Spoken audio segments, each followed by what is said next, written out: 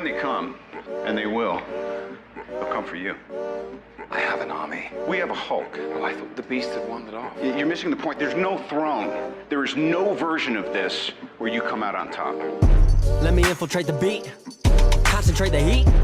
If you ain't on my level, fuck it, let me be. I'll be going till it's all in motion, talking killing rappers. Then I hit my quota, and my train of thought is more a locomotive. Talking reason for it, I got locomotives. Used to be on a revenge tip, on a stun on my ex and a friend's tip. I was Spider-Man whipping the black suit. I was powerful, but almost lost Luke. Blurring the line between human and artist. Try not to change, but I swear it's the hardest. I swear when you're up, they turn you to a target. Home was a trip, all I did when I'm talking. So, what it take to be an icon? All in your desktop, so I just might already be one. Mind me with the label, it feels on the table one sign, but I'm down for a free lunch. Just speaking my heat-seeking missiles of hits, but other than me, I see no heat exist. Yo, gassed up, I'm about to go green, go green, go green. Hulk smash if she know me, know me, know me. Write it to life like I'm Stan Lee, Stan Lee, Stan Lee. If life's about to be a cold war, I'm the hero that they asked for. Green, I'm about to go, I'm about to go green. I'm about to go, I'm about to go green. I'm about to go, I'm about to go green. Get the fuck back, I'm about to go green. I might begin making a feature Iraq. Cause when I hit your beat, I turn shit to Iraq. Dropping bombs like I'm cursing you out. This your house, then I'm kicking you out. Quiet as a mouse, came in the game, not a word is out that I've been lighting the flame. Shit is potent, don't you know it? I've been flowing, steady growing till they know the name. Saw it ahead of time, knew that I'd get to my losing myself in the view to some window pane. I swear I'm all about peace, I'm a positive person. Wasn't always like that, you know it took me some learning. They asked me how I push a positive light, how I keep my composure through internal fights when addressing the mic through these dark nights. Where the Bruce Wayne, what a trick be. Here's some truth that I'll let free. Bruce Banner of rap if you ask me. When my will to win and the track meet, the secret is I'm always angry. Yo, gassed up, I'm about to go green, go green, go green. Hulk smash if she know me, know me, know me. Write it to life like I'm Stan Lee, Stan Lee, Stan Lee. If life's about to be a cold war, I'm the hero that they asked for. Green, I'm about to go, I'm about to go green. I'm about to go, I'm about to go green. I'm about to go, I'm about to go green. Get the fuck back, I'm about to go green.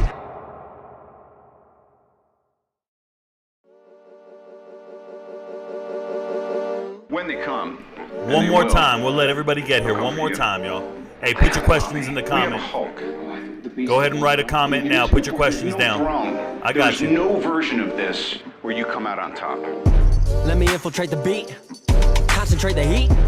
If you ain't on my level, fuck it, let me be. I'll be going till it's all in motion, talking killing rappers. Then I hit my quota, and my train of thought is more a locomotive. Talking reason for it, I got locomotives. Used to be on a revenge tip, on a stun on my ex and a friend's tip. I was Spider-Man whipping the black suit. I was powerful, but almost lost Luke. Blurring the line between human and artist. Try not to change, but I swear it's the hardest. I swear when you're up, they turn you to a target. Home was a trip, all I did when I'm talking. So, what it take to be an icon? All in your desktop, so I just might already be one. Mind me with the label, it feels on the table one sign, but I'm down for a free lunch. Just speaking my heat-seeking missiles of hits, but other than me, I see no heat exist. Yo, gassed up, I'm about to go green, go green, go green. Hulk smash if she know me, know me, know me. Write it to life like I'm Stan Lee, Stan Lee, Stan Lee. If life's about to be a cold war, I'm the hero that they asked for. Green, I'm about to go, I'm about to go green. I'm about to go, I'm about to go green. I'm about to go, I'm about to go green. Get the fuck back, I'm about to go green. I might begin making a feature Iraq. All right, y'all. What's up? What's up? Good morning, y'all. We're just out here trying to go green. Let me fix my mic just a little bit. I don't want to distort. Hey, I want to apologize. We're starting the show, and thank you guys for being here. For those of you that are here, I got to get the chat up. Hey, I'm still new to all this. Hey, first and foremost, I just want to say thank you for all the support on the channel. We finally got monetized, y'all. Shout out to you guys. I got 4,000 hours of live stream done. It took about 2 weeks, so you guys have been watching your asses off, and that's what we do, man. We're here for a movement. We're here to do what we do. Look, I don't know everything about monetizing on YouTube. I don't know how these super chats work or how the ads work or any of that shit. All I'm focused on is the content. All I'm focused on is facts and having answers for you guys when you have questions. If you ever stump me with a question, I like to do some research and get back to you. At least give me the benefit of the doubt that I don't have knee-jerk reactions and spew nonsense to you. So if I tell you I got to get back to you, I get back to you. Just keep watching the content. You will find the answer in it. Now, that being said, I'm about to go green, y'all. That's the song I play every morning. That's the song I play when we start and when we end the show. You guys got to get with it. It's a rapper by the name of Abstract. He's an unsigned artist. This song has been around for years. And for me, it's a theme song, right? And it just means I'm about to go ham. I'm about to do something. This song's been out for 5 years. And I'm telling you, I wake up like this. I come out, jump out of the bed. I'm like, yo, I'm about to go green. That's just the way it is for me, okay? So, that being said, have you guys ever seen something on TV or heard somebody talking and you know they're just wrong? You know they're just wrong. And you can't do anything about it because you're in your own home and you're screaming at them like, nah, man, you're wrong. I was just watching this YouTube video this morning, and I shouldn't be giving any of these other channels any views. I should not be giving other channels views. But I'm telling you, I just saw so many things wrong in other videos, and I'm screaming like, yo, I'm right. And I can write a comment, but it's just going to get lost in the sea of other comments of nonsense. Let me give you guys an example, though, because it isn't always Colorado-based. It isn't always transfer portal-based. It isn't always sports-based. I was watching this video, and it has over 1 million views on YouTube. And it was talking about basic training in the Army. And it was talking about how in the movies, basic training isn't that realistic. They get it right, they get it wrong. They try to show you recruits getting hit and people getting yelled at and this, that, and the other. And I was watching this, and I'm getting down with it because the guy on the video was like a retired drill sergeant, command sergeant major. He sounds like he knows what he's talking about, and he does. He did it for a long time. But my goodness, at one point he says, you never walk around and do this duck walk at MEPS. Now, if you don't know what MEPS is, it's the station where you get evaluated to see if you can join the military, if there's anything wrong with you. And they're usually nowhere near, like, it's not the Army. There's no drill sergeants there. It's just administrative stuff, some doctors. And I remember they put us all in this room, and they put us in these boxes, these, like, tape squares on the floor. I'll never forget it. I stood in this tape square with about 50 other guys in the room, and they had us all stripped down to our underwear. And then they had us get down and do these duck walks. Duck walk around the room and do these crazy movements to see if you had flexibility, if all your feet and ankles and ligaments worked and all kinds of nonsense. And I was cool with it. I was about 19, 20 years old. And the room started to smell awful. These guys didn't wear deodorant. People didn't take showers. They come from all walks of life. I bet some of these guys had lice and fleas and whatever else they had, maybe some ticks. And I'm from the city, bro. I'm clean. I'm taking showers 3 times a day. I smell good, look good, feel good, pay good, play good. You know the deal. Coach Prime status. And I'm like, yo, these guys are awful. So I vividly remember this happening 20 years ago. I've been in the Army over 20 years now. And I'm watching this guy on YouTube this morning say that this doesn't really happen. Nobody strips down in a room full of people and does this. You do it individually. No, bruh, we did it in a room full of people. I don't forget it. It happened, and it smelled awful. After that, yeah, we went individually to a doctor, and they went ahead and gave us a check. They called it nuts and butts. They have you bend over, and they check your business. True story. Nonetheless, little exposure. But I just wanted to share that little thing with you guys. Sometimes I have these moments where I'm screaming at the screen or the TV, and I'm saying, that ain't true, bro. That ain't true. You guys are uninformed. I lived it. That ain't true. I feel that way right now with a lot of the sports content out there. So what I'm going to do is I will always get to the chat. You guys are part of the show. Put your question in once. I will get to it. Don't worry. Let it build up. Be here for the conversation. You guys are part of the show as much as I am. You guys can say what you want to say, do what you want to do, and I'm going to make you a part of this greatness. Now, we're going to be here for a little bit talking, and this will be a daily thing. So I titled it, It's Trending. What's trending today? I'm going to go to Twitter. Now, guys, I don't have a Twitter. Don't be asking me, Rico, what's your Twitter? What's your Twitter? I don't mess with Twitter. I'll take you guys back. I used to have a Twitter, and they permanently banned me. True story. Permanently banned me. And it was a long conversation. It was an argument, and I kept going back and forth with this girl. You guys don't want to know. I'll give you the synopsis. I'll give you the short version of the story. She was sexually assaulted, i.e. raped, at some point in her life, about 6-7 years earlier. And she's a survivor of rape. Dare I say, yeah, survivor, right? You don't want to call them victims, they're survivors. I'm with it. But every year that on the anniversary of her being raped, she would write on Twitter today's the day I was raped. And that's all she would write on Twitter. And I was upset. I was like, dude, what is this? Why are you seeking sympathy or attention for something so horrific? Like, let it go. And I'm not saying let it go. I'm saying overcome it, outgrow it. But don't be an attention whore. And I wrote this on Twitter, and it got me permanently banned, you guys. I got reported 100 times over. My account was, and I don't feel like restarting it. But I still stand by what I was saying. I don't like attention whores. I don't like people going out there saying, look at me, I went through this. You know, I've had a lot of things happen in my life, and I don't say, today's the anniversary that this happened. Nah, bruh, we're good. We're good. Move forward. Be strong. The man went to jail. I believe she said he got locked up for 12 years. Man, good. Do the crime, do your time. But it is what it is. The R word is not liked on YouTube. I apologize. I shouldn't have said it. I'm just sharing a story with you guys. Let me go back. This is why I don't have a Twitter.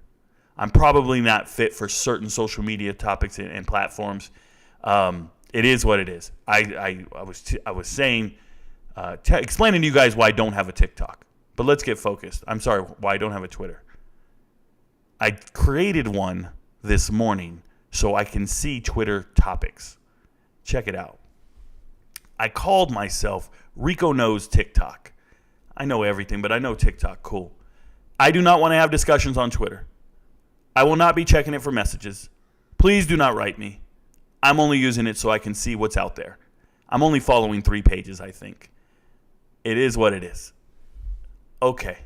Now, I go to Twitter this morning, and I try to see what's trending. Guys, I don't care what's trending in the world of sports. If I click on sports, how do you see what's trending on Twitter? You go to the homepage. I'm doing this in front of you guys here. And then you just go, they say what's going on or something. Oh, what's happening over here. I get it. If I say show more, maybe that'll do it. And we'll click on sports. See, this doesn't work for me, guys. I don't know a thing about soccer. I know I know the Joker. He forearm shoved somebody last night. Cool beans. Forearm shoved a billionaire. Right? Suns owner. Matt Ishba. Is this a billionaire? I'm assuming he's a billionaire, at least a 100 millionaire. And some people are mad about it. He got a T. Now, the man flopped like Vlade. I don't know if the flop was necessary. Yeah, I'm seeing it right here. That's cool. It is what it is. Yeah, that's not what I'm going to do, guys. Let me show you how I'm going to do it's trending. I'm going to click in here. There's only 3 pages I care about. Transfer portal. And we're going to go down, and I'm going to see a name, and I'm going to talk to you guys about it. Before I get into that, though, let me go check the chat and see who's here this morning. See what's cracking. All right, good morning. How we feeling? Yep. Can you see J.J. McCarthy being a first rounder? You know, Mark, the only reason people are saying J.J. McCarthy is a first rounder is because it just came out in a mock draft. And this is what all of you guys are guilty of.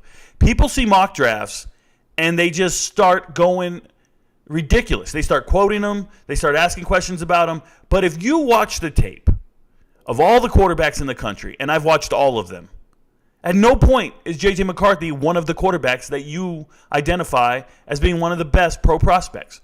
But because some draft experts said it, and I say draft, I use that term loosely. Let me be clear. These guys, these talking heads on TV, they're on the take, bro. They're on the take. They get tipped by certain agents and certain people to say positive things about players. It's how they move them up these draft boards.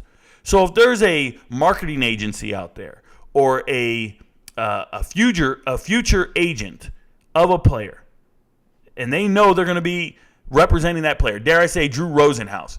Dude, if they slip one of these talking heads some money, they start going on TV saying some crazy shit. You know, last year during the season, who's the girl? Heather Dennett or something like that. I don't know her name. I don't even watch these people. But Heather was on a show, and she said there are 3 quarterbacks that you should tank for in the NFL. NFL teams should tank for these 3 quarterbacks. I swear the clip's out there somewhere. And the 3 quarterbacks she said were Bryce Young, at the time the returning, this was like week 3 or 4, by the way. Bryce Young, the returning Heisman Trophy winner. C.J. Stroud, a legitimate pro prospect starting at Ohio State. And Will Levis. And she said you should tank for Will Levis. That's what she said on TV. No one's holding her accountable for this crazy take. Dude was the worst quarterback One of the worst starting quarterbacks in the SEC. I don't want to hear about blaming his offensive line. This man couldn't start over Sean Clifford. This man couldn't win a quarterback battle at Penn State, and teams need a tank for him, is what she said. I'll never forget that. They just say shit they get paid for it, bruh.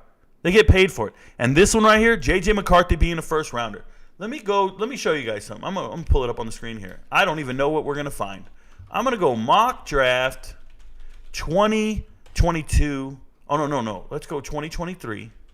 But let's go way too early mock draft 2020. This had to be, look at that. It's purple. I've read this at some point. I said, I don't know where I'm going, but I've read this at some point. Look at this. This was back in the day. This was before the season.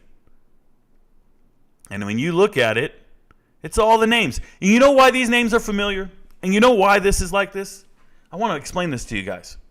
It's because they don't care how the players play their final season in college football. They've already made up their mind on these kids. 2 years in, they already made up their minds. You don't believe me? We're talking about Marvin Harrison Jr. being the number 1 pick. We're talking about Caleb Williams. Nobody cares how they played this last year. No one cares how they do on the field right now. These guys could go out there and fumble every game and be terrible, and they're still going to get drafted. Look at the who's who list here before the season. Oh, my goodness. There we go. Tyler Van Dyke. Why was Tyler Van Dyke on this mock draft? Why? I'll tell you why. Because he's 6'4" and prototypical nonsense. Because he's from the upper northeast in the same vein of most Boston College quarterbacks, Matt Ryan and whatnot. But are you kidding me, bro? There's Jalen Carter. They don't care how they play football. There's Booty. Now he dropped. They found out he's slow. Look at this mock draft. Will Levis was already here, guys, before the season started. And this is why they talked about him all season. This is why they gassed him up. Because before the season started, he was on a mock draft. So he's got to be good. He's on the mock draft. Who cares how he plays? Who cares if his offensive line is terrible? He can't complete a pass to anybody. Like, who cares? We're going here. Keely Ringo. The names just keep coming. It doesn't matter how they play. They got these guys. Before the season starts, Eli Ricks, undrafted, bro. Undrafted. Make it make sense. Jordan Addison. Okay. Biletnikoff winner. I'll buy that. Paris Johnson, 6 overall. Noah Daniels. Who? They're just guessing at players. So there's Skaronski. There's Roy. Where's B.J. Ojolari? Where's B.J. Ojolari, bro? There's Miles Murphy. Shout out to him. Anton's here. Hey, Anton was good on tape. Good on tape. Antonio Johnson, my bad. There he is. I knew he was going to come up. Anthony Richardson was 21 on the mock draft, taken 4th overall, and played like absolute garbage all season. What warrants this? What warrants this inclusion on the mock draft? How he played the previous year? No. It's all hype, bro. It's all hype. What are we talking about? Look what it says here. Richardson threw 6 touchdowns and 5 interceptions and completed just 59% of his passes. He's going to have to learn how to hone those tools in to be efficient. 59% of his passes. You know he got worse? 53%, and he moved up the board because they don't care how you play. So, J.J. McCarthy already being mentioned as a first rounder. They don't care how he plays. He's going to shoot up the board. Why are these people being mentioned, bro? It's crazy to me. Some of these guys, there's Bijan. There's Bijan Robinson. Mayer, the 2nd or 3rd tight end taken. And what are we doing? 6th round, bro. It's just because you mention his name. Just because you mention his name, people will talk about it. Doesn't mean a thing. But let's ignore how they actually play. Doesn't mean a thing. They're just picking dudes from big schools, big names and big schools. What is this? I can't deal. Let me shut this off. The too early mock draft for 2024 will give you cancer. Please don't read it. Present and accounted for. Shout out to you, Jason. I'm not taking accountability, but you're here. Rico, have all the college football answers. Transfer Portal Guru. Thank you very much. What are the Miami Hurricanes looking like this year? The Miami Hurricanes looking like this year. I think the cupboard's looking bare. Now, I'm being real. Let me go see something real quick. Let's pull up Miami football schedule 2023. Obviously, I've looked everything up. You never want to click on this version here. It's hard to read. Trust. I don't like ESPN, but it's user-friendly. Here we go, 2023. So Miami Hurricanes. I believe they're going to beat Miami of Ohio. Think they'll lose to Texas A&M. Beat Bethune-Cookman, beat Temple. We're looking at 3-1. Coin flip with Georgia Tech.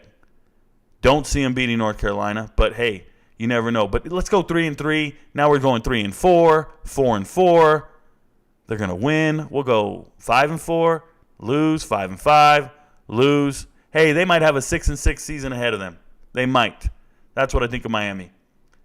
Okay, let me go over here. Let's go in here real quick. ACC. Miami. Benvenido a Miami. Hey, shout out to Will Smith and his bald husband. All right, who they getting in from Miami? Javier Cohen, this is a backup offensive lineman from Bama. Okay, backup offensive lineman, but he is class of 2020. So 2020 didn't count. Redshirt 21, played in 22, 3 years of eligibility. It's great to get a guy 6'4", 305. Another 3-year of eligibility guy. This is Devontae Brown. Devontae Brown's coming down from UCF. He's actually going to start at corner. Okay, his little brother just committed to Miami out of high school, so they're a package deal. He came down to play with his brother. Thomas Gore, shout out to him. He's just a little chunk of meat, like a little defensive tackle. He's only 6 feet tall. And I think he's lying, bruh. You know how it is, dating profiles. People lie on their height. So he's 6 feet tall. He's not 280 anymore. He's about 300.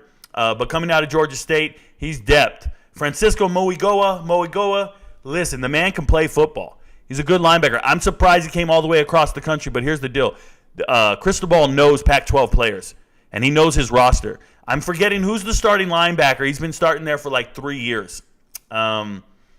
He's always been starting, but he's just not that good. This will be your starter right here. Starter at long snapper, good. Matt Lee, interior offensive lineman. He plays center. Moving over, he's a stud. He was an all-conference guy. Started every game last year for UCF. I'm cool with it. Dean is just depth on the defensive line. Cam McCormick. Cam McCormick just got granted. You see that? That says 2016 next to him. This man has been in college for 7 years, and they don't call him doctor. They don't call him doctor, bro. It is what it is. He's been here forever. It's cool. Rocky Shelton didn't play much. He's a graduate transfer at Duke, but he is coming home. He's from St. Thomas Aquinas, so we can go. He's a little small for a linebacker. Terry Roberts can play some football. Graduate transfer. He's going to be in the rotation. Jaden Davis will probably be a starter. Also coming back home, St. Thomas Aquinas, corner, coming over from Oklahoma. Good corner. So between Jaden Davis starting, Devontae Brown is the other starter, and then we got a nickel and Terry Roberts, and that's how I feel. So that's their entire transfer portal class. That's what I think of Miami. There you go, 6-6. Shout out to Cristobal for grabbing a bunch of damn mercenaries. I don't know if he has – look, Cristobal's track record's simple. Recruit, throw some money. But I don't know if he knows how to build all the parts. Like, he can get all the lumber from Home Depot, but I ain't seen him build shit with it. He just gets a lot of nice pieces together. I think he won 10 or 11 games at Oregon one year, so I shouldn't hate on him. I'm just being real. I just don't see him building a culture. I see him getting really good players, though. Shout out to his nephew who just transferred out of FIU, by the way. Still waiting for him to get to a school. Best, the mad scientist. Thank you very much, Tone White. Hey, Tone White, thank you for being the first gifter ever. I don't know how much of those 99 cents I'm getting, but I'll take it, bruh. Appreciate you. Go white. Go green. Go white. Is that what we're doing? Or are you just shouting out Tony White? Let's go. Great job. But Colorado losing their first game. Easy, but don't judge them for that. Spencer Rattler reminds me of Steve McNair. No, he doesn't. No, he doesn't. Let me make this very clear. Steve McNair was the 3rd overall pick in his draft back in 95, if I remember correctly. Let's fact check me, bro. Let's fact check me. See, this is just me talking off the top, bro. Steve McNair, rest in peace. Steve McNair, rest in peace. Drafted 3rd overall, 1995. Am I right? What do we got? Drafted 3rd overall, 1995. Looks like I'm right. Oh, you guys can't see it. My head's in the way. Let me move down real quick. It's right here somewhere. Sorry if you guys can't see it. 3rd overall, 1995. I remember this. Here's why I don't say he reminds me of Rattler. First and foremost, Steve McNair has a different skill set for me.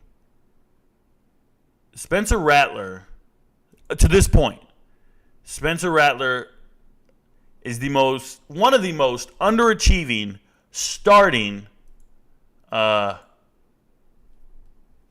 quarterbacks.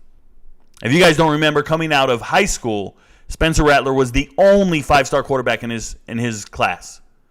And I'm on record for saying there shouldn't have been a five-star quarterback in that class. And if there was, it shouldn't have been Spencer Rattler. Going to Oklahoma, losing your starting job, no shame in that. But I just think a lot of Spencer Rattler's hype and believers are because of his high school rating, not. Excuse me for a second. I was trying to get the player rankings together. There we go. When did he come out? He came out in 2019, right? I can't. I got to scroll down a little bit. Just a tad, just a touch of love, a little bit, just a touch. Here we go. So if you look, Spencer Rattler right here, number 9 quarterback on the chart. But if I'm looking at quarterbacks, and I'm being honest, yeah, look who's here, bro. Look at these quarterbacks. Look at the class this year. Is he that much better than Jaden Daniels? I don't think so. Bo Nix, Spencer Rattler, they're all comparable. These are all the same dudes. Sam Howell's already in the NFL. Max Duggan in the league. Helinski, let's not talk about it. Mertz, let's not talk about it. Tagovailoa doesn't even belong up here, but we'll leave it alone. But, I mean, the best quarterback in this class is KJ Jefferson. Skills-wise, KJ Jefferson, I'm looking. Let me go down here. Grant Gunnell just transferred to Sam Houston State. I mean, I can go down the list. But quarterbacks in this class, Hank Bachmeier's at La Tech, Cade McNamara at Iowa. Hey, running back now in the league. Where's Grant Tisdale? I can't even remember right now off the top of the dome. Paul Tyson's a damn graduate assistant at Clemson. I know he's the backup, but whatever. Jalen Jones, did he just transfer to Charlotte out of JUCO? I think he did. He ended up Bethune-Cookman, I think. Then JUCO, then now he's at Charlotte. John Rice Plumlee, obviously at UCF right now. But, when you start looking at these names, it's like, what are these guys? Garrett Schrader, good quarterback. He's actually up there at Syracuse doing his thing. Zach Calzada just transferred to UIW. We'll talk about them in a little bit. Yeah, there's Peyton Thorne. It's just terrible quarterbacks, this whole list. Tayson's over at UMass right now. His brother just transferred out of UConn. I mean, I go on and on and on. There's Connor Bazelak, didn't work out. Brett Gabbert's still at Miami of Ohio. Shout out to him. Blame the little brother. Blaine Gabbert. Jabe Conover just transferred to Arizona State. It's just a bunch of guys who didn't make it. Colin Schlee at UCLA now. Shout out to him. Alex Padilla just transferred. He's at SMU, I believe. Chandler Fields. I think he's at ULM, by the way. Or no, he's still there. He's still at Raging Cajun. He's fighting for some playing time. But yeah, it's a who's who. I can go down this list and just talk about everybody. But the point is where do you see the 5-star quarterbacks on this list? I don't. It's just from that rating that everybody's so high on him. But is it really Steve McNair? Is it really third pick in the draft worthy? We're talking about 3,000 passing yards. I'm looking at production alone. 3,000 passing yards, 18 touchdowns, 12 interceptions. Bruh, you think that's going third? Come on, guys. Another thing, he's 6'1", 215. Steve McNair was like 6'2", 230. An inch and 15 pounds makes a difference. Ask your girl. I'm just not with it. KJ Jefferson reminds me of Steve McNair. I'll buy that. I think KJ Jefferson's a beast. I think KJ Jefferson is very comparable to Steve McNair. And I think getting drafted high, if KJ Jefferson can throw the rock, is a realistic thing. I didn't know that it was even written there. That's pretty good. Shout out to him. What type of player is Reggie Young? So, Sable Jones, what type of player is Reggie Young? So, Reggie Young the second, be careful. If you're trying to search for him, you got to put the second on there. Reggie Young the second, he's a dog. Coming out of high school, he goes the JUCO route. Then he ends up at Northwestern.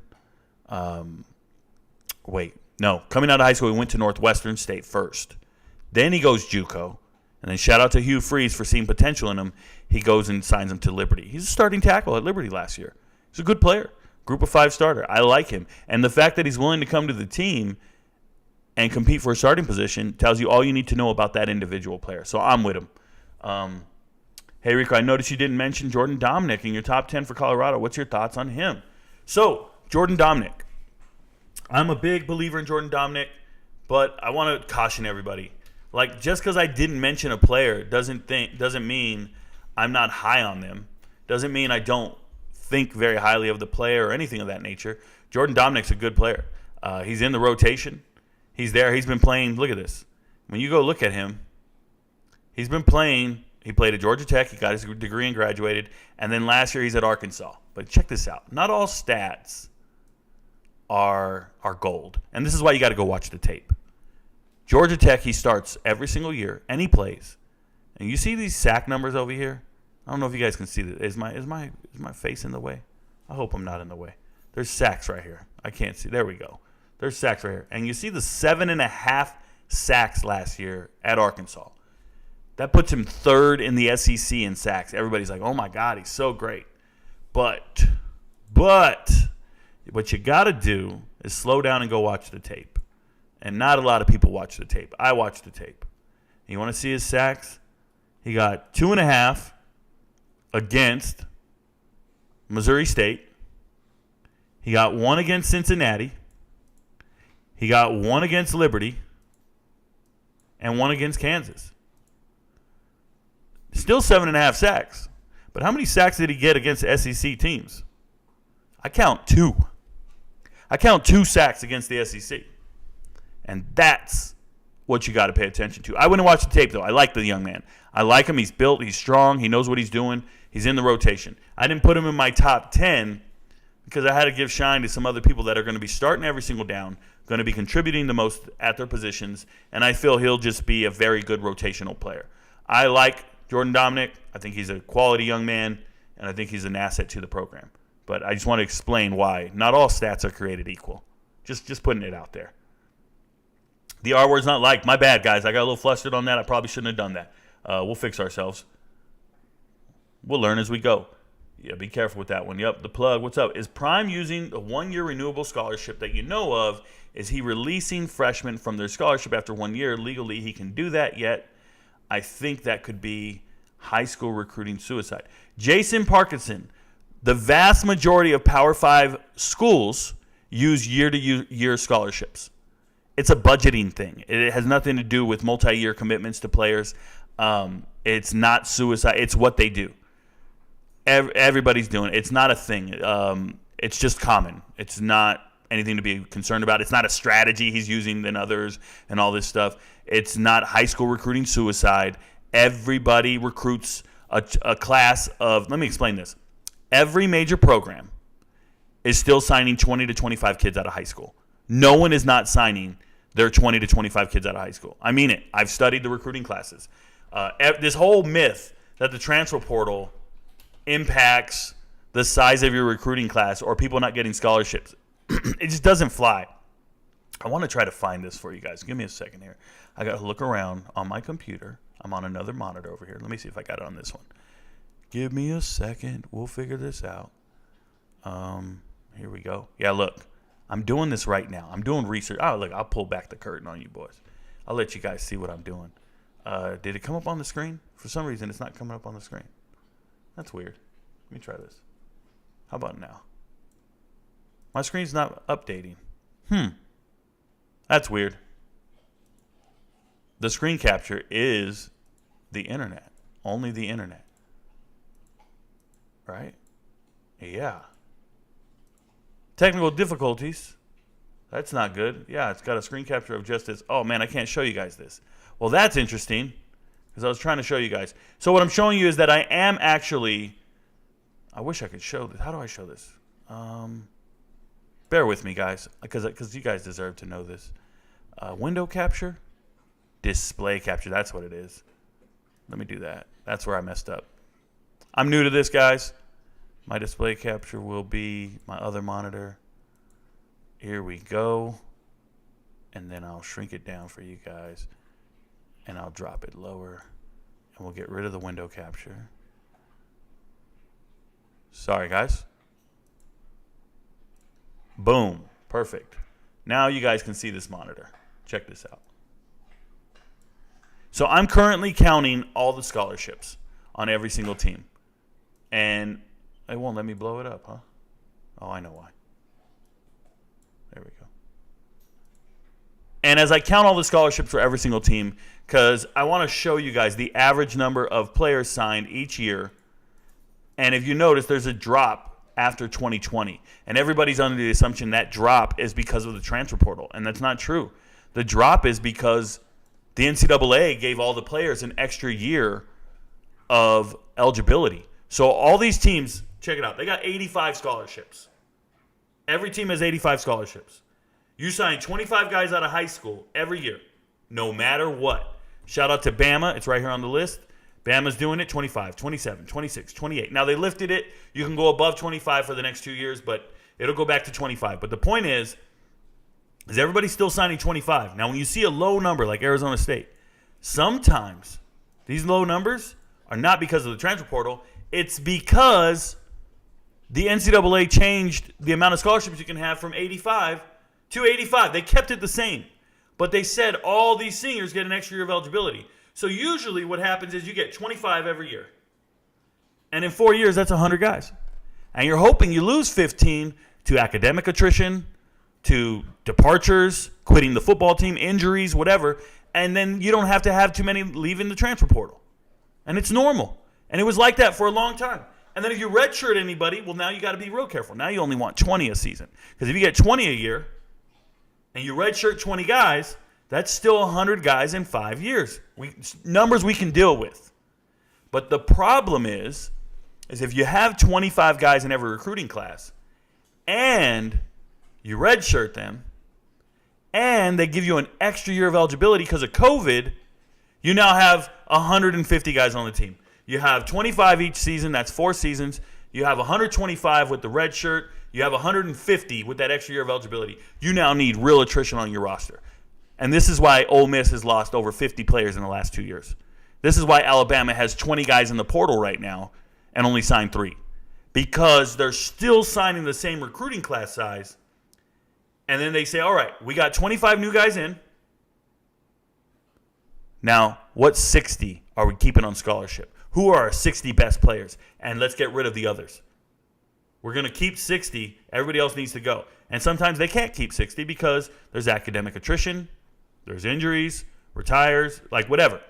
People leave early for the draft, stuff like that. But that's how it's working right now until the COVID year goes away. And this is the NCAA's fault because they should have raised the limit on scholarships for every single team. If you keep it at 85, then you're just hurting everybody because you're telling us we got to fit another recruiting class inside of that 85. It's impossible for every team out there.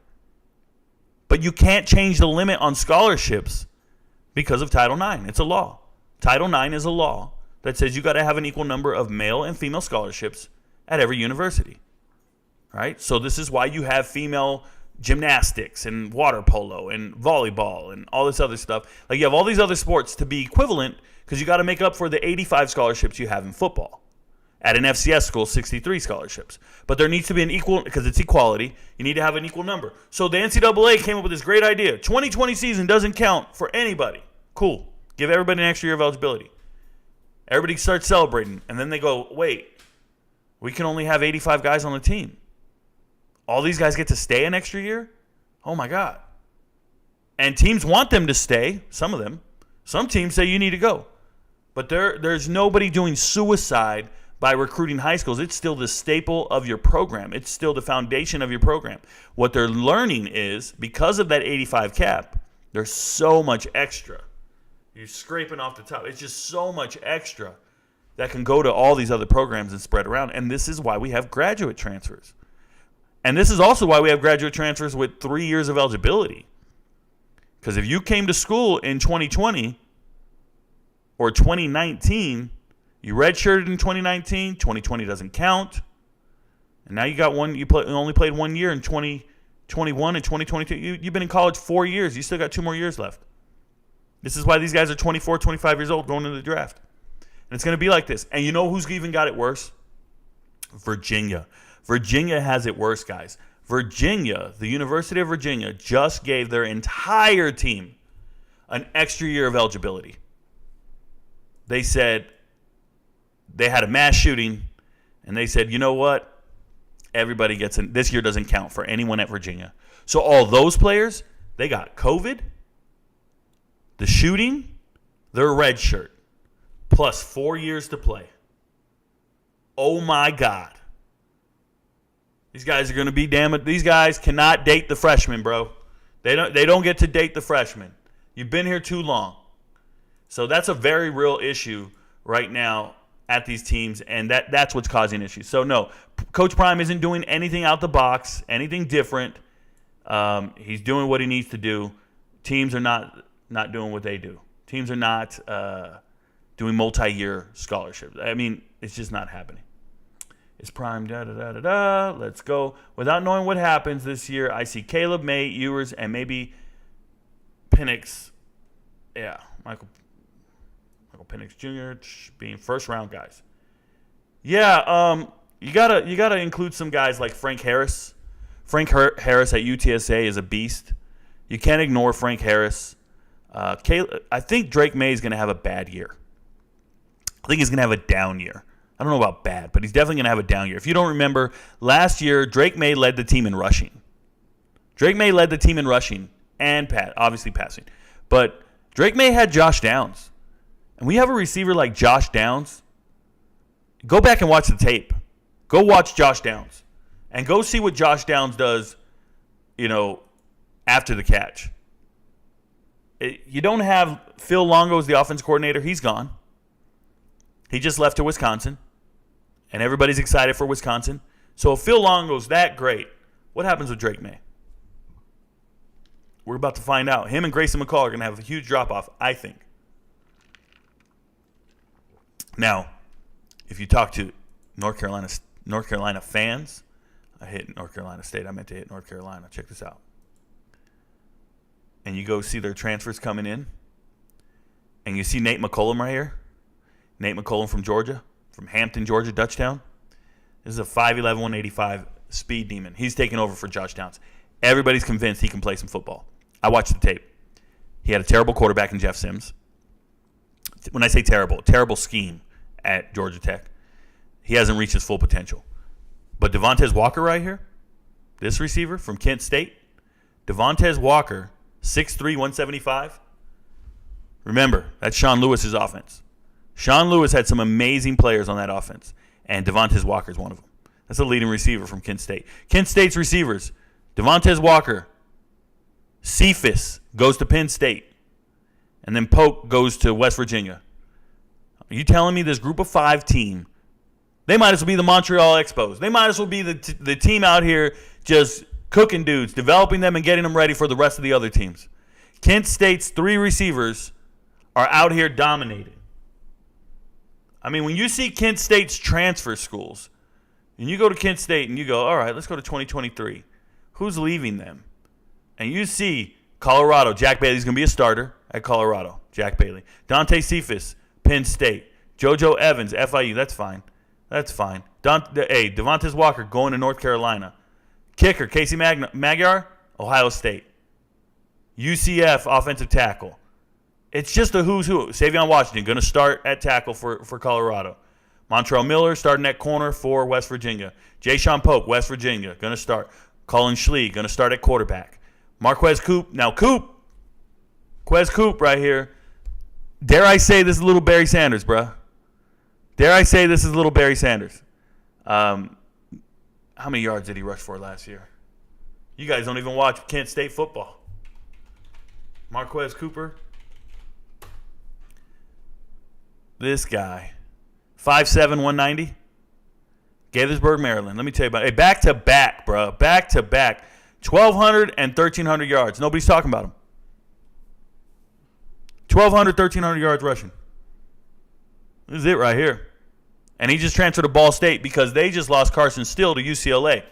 Ball State runs the rock all day. And they're going to hand the rock off to the little Marquez Cooper. And people are going to be like, "Who? I didn't know who this guy is." Let me tell you how I stumbled on to Marquez Cooper. I got a daughter that lives in she lives in Maryland forever. You guys have seen, if you're on my TikTok, you know who she is. She plays basketball. She's on an AAU basketball team. She's 9 years old, and she's just feisty as hell. She's bad as hell. And I went up there one year, a couple years back. I went over there to go visit her, and she lived in Rockville, Maryland, right next to Gaithersburg. And I went to go see Good Counsel. I wanted to go see Good Counsel play football, and I drove over to the high school, and it turns out they had an away game. They weren't even home that day. It was Friday. And I said, "Oh, damn it. I wanted to just catch a good football team. Good football team in the area. I know Good Counsel can play Olney. I know these teams." And out of nowhere, I just keep driving around, and I'm looking for lights. Old school, looking for lights. That's what I used to do as a kid. We used to just drive around looking for lights, high school stadium lights. And I see some lights in the distance, and I go over there. I don't even remember the name of the school. I just remember sitting down. I went on the visitor's side because, no, I remember the name of the school. I just can't pronounce it. I sat on the visitor's side because I just like to sit on the visitor. I don't know nobody. I'm just chilling. And I go to watch this game. And this little guy, Marquez Cooper, is running all over the field. He's dominating. I swear to you, I watched this man run, and I'm going, what did I just see? Now, I remember they said his name. I went home. I Googled him. Nobody's giving him offers. He's getting like small school offers. I was like, what is this? And then on National Letter of Intent Day, he commits to Kent State. And I write it down, and I'm like, all right, I'm going to watch this guy. I'm going to pay attention. Now I watch a lot of MAC football. But are you kidding me, bro? This man, freshman year, 5 touchdowns. 5 touchdowns on 50 carries. I'm telling you, he's dynamite in a bottle. If you guys get a chance, go search YouTube and go look up Marquez Cooper. I'm going to put you on game. He's a beast. But shout out to Kent State for having so many good players, and they all dispersed. And this is why Kent State's going to be so much worse next year. But, you know, Kenny Burns is their new head coach, former running back coach at Minnesota. Mo Ibrahim's running back coach. And I'm going to tell you, Kenny Burns, black African-American head coach, getting an opportunity. It's very rare I see position coaches get a head coaching job. Doesn't happen all that often. Usually you see an offense or defensive coordinator get the job. Obviously some retreads, things like that. But this is a running back coach, a user-friendly coach, and he goes out there and he gets his chance to be a head coach. Now, he's got a couple years before he becomes relevant. But shout out to him. So, yeah, just so you know, I think Drake May is going to be down next year statistically. Obviously, I'm cool with Caleb. I'm cool with Ewers and Penix, Michael Penix Jr. Probably going to lead the nation in passing, him or Austin Reed. Or my dark horse. Who's my dark horse? Jack Plummer. Jack Plummer might lead the country in passing next year. Starting quarterback for Louisville. Just transferred from Cal. If you guys don't know anything about Jack Plummer, let me show you guys this. This is true right here. Jack Plummer, and this is why I don't like all the recruiting websites or the guys trying to tell me who's the best quarterbacks in the portal and all this shit. Look at Jack Plummer, dude. 6'5", 215. Started his career at Purdue, so he knows Jeff Brom. Jeff Brom knows him. And then he transferred to Cal, and look what he did at Cal last year. And yeah, you might not agree with it, but he lit up UCLA in a loss. 4 touchdowns. Oh, you probably can't see my face is too big. He lit them up, 4 touchdowns. No interceptions. He lit up USC, 3 touchdowns, 1 interception, 400 yards. Jack Plummer on a losing team, on a 4-win team. This man threw for 3,000 yards, 21 touchdowns, 9 interceptions. This is 60-something% completion percentage. This guy knows what to do with a football. 21 touchdowns, 9. You don't see touchdown-interception ratios like that on a 4-win team. You see quarterbacks falling off the map. You don't see this. I'm telling you, man, Jack Plummer, for me, Jack Plummer's that guy. And for him to go to Louisville and get in the Jeff Brom offense with all the receivers they got in the transfer portal, I feel like Jack Plummer's going to be a top 5 passer in the country next year. I know they play in the ACC. I know it's harder. I get it. But check this out. You see those stats, 21 touchdowns, 9 interceptions. Let's do this. Rivals, transfer portal tracker. It's hilarious. It's crazy to me. Because when you go click on in here and you scroll down and you go to quarterbacks, they got them in order by rank, bro. There's Devin Leary, DJ Ungalele, Sam Hartman, Brennan Armstrong, Howard Walker. Didn't even play, but he's 4-star. Didn't play. Jake Garcia, backup quarterback in Miami. Okay? I don't know how these guys are ahead of dudes who actually played, but more power to you. There's Graham Mertz. Have you seen Graham Mertz stats? Sam Heward was a 5-star. Right? There's Shador. Shout out to Shador. Luke Altmaier didn't play. Nick Evers hasn't thrown a pass in college. Nick Evers, maybe threw 1 incompletion. I swear. Jay Butterfield's never seen a field. Never. Transferred to San Jose State. Never seen the field. Just keep looking. I just showed you a guy that threw for 3,000 yards, 21 touchdowns, 9 interceptions. And where do they have him? They have him down here. They have him ranked below Kyron Drones. You know how bad Kyron Drones is? He was at Baylor last year, and Baylor's entire team was falling apart. And the quarterback play was atrocious. Who was it? Blake, what's his name? Blake something with an S. Baylor starting quarterback. I know his name. Shapen? It's Shapen, right? Let's just double check. Yep, Blake Shapen. I knew it. There's Kyron Drones. Kyron Drones, Mr. 219. Look at Blake Shapen. 2,700 yards, 18 touchdowns, 10 interceptions. I watch Blake Shapen play, and there's times he looks terrible. You know how bad Blake Shapen is? Baylor brought in 3 quarterbacks in the transfer portal. That's how bad they think of their quarterback. But you know what? As bad as he was, Drones ain't getting in the game. As bad as Blake Shapen was, Drones ain't getting in the game. But they put this guy ahead of Jack Plummer. This is crazy talk. Ahead of Jack Plummer? Have you seen Carson May? Have you guys seen Carson? He didn't play. He didn't play at Iowa. He transferred. I think he's going JUCO. This is hilarious to me. When you start looking up some of these guys, I looked up everybody, obviously. I'm like, what is this? This is crazy to me. They don't know what they're doing. Hey, let's look up Brennan Armstrong. What place is he? He's 4th. 4th? Let's go. 4th best quarterback in the portal is what they tell me. 7 touchdowns, 12 interceptions last year. They're basing it off of 2 years ago. But 7 touchdowns, 12 interceptions, y'all. He's the 4th highest rated dude on the list. Don't believe the list. Never go off lists. Don't believe these websites. They don't know what they're doing. They're trying to vouch for the ratings they gave these kids in high school. They actually don't know the players. They don't watch the games. They don't watch film. These websites rate these players off of a huddle film, give them stars, and then have to try to hang on to their justification for those stars, and they put them in this funny-looking order right here. There's no reason for any of this shit. It's absurd. There's guys down here with actual production and playing. You know how good Sam Jackson is? He's about to show you. Sam Jackson is the starting quarterback at Cal. Just left TCU. Go watch the spring game. Go watch clips of Sam Jackson the 5th. Telling me he's not better than Harrison Bailey. Harrison Bailey couldn't start at Tennessee, transferred to UNLV, ended up 3rd string. This is the 3rd string quarterback at UNLV. You got to be kidding me, bro. You got to be kidding me. The way they do this, it's bananas, bro. I can scroll down here and find a starting quarterback. There's Landry Liddy. He started. He's at UAB this year. He'll be playing. He'll be starting for Trent Dilfer. Not great, but he'll be starting. Lane Hatcher. He'll be starting at Ball State. Not great, but these are starters. It's a joke, man. Gets me pissed. Shouldn't be mad about it. Let me go back to the chat. Hey, sorry for all these random rants, but we're going to learn about some sports today. Y'all going to learn today. They'd rather me say grape. Okay. Shout out to you.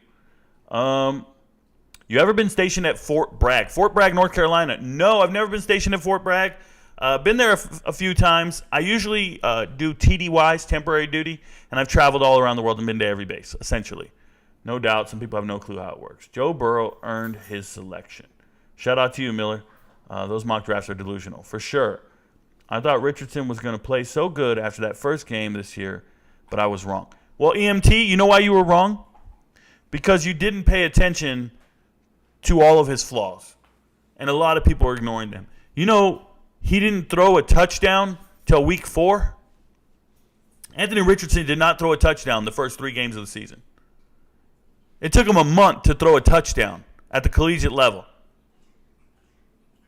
What's he going to do in the NFL, bro? First 3 games of the season, that man had 0 touchdowns, 4 interceptions, and he didn't rush for any touchdowns after that first game for the next 2 weeks either. Like, he was just terrible.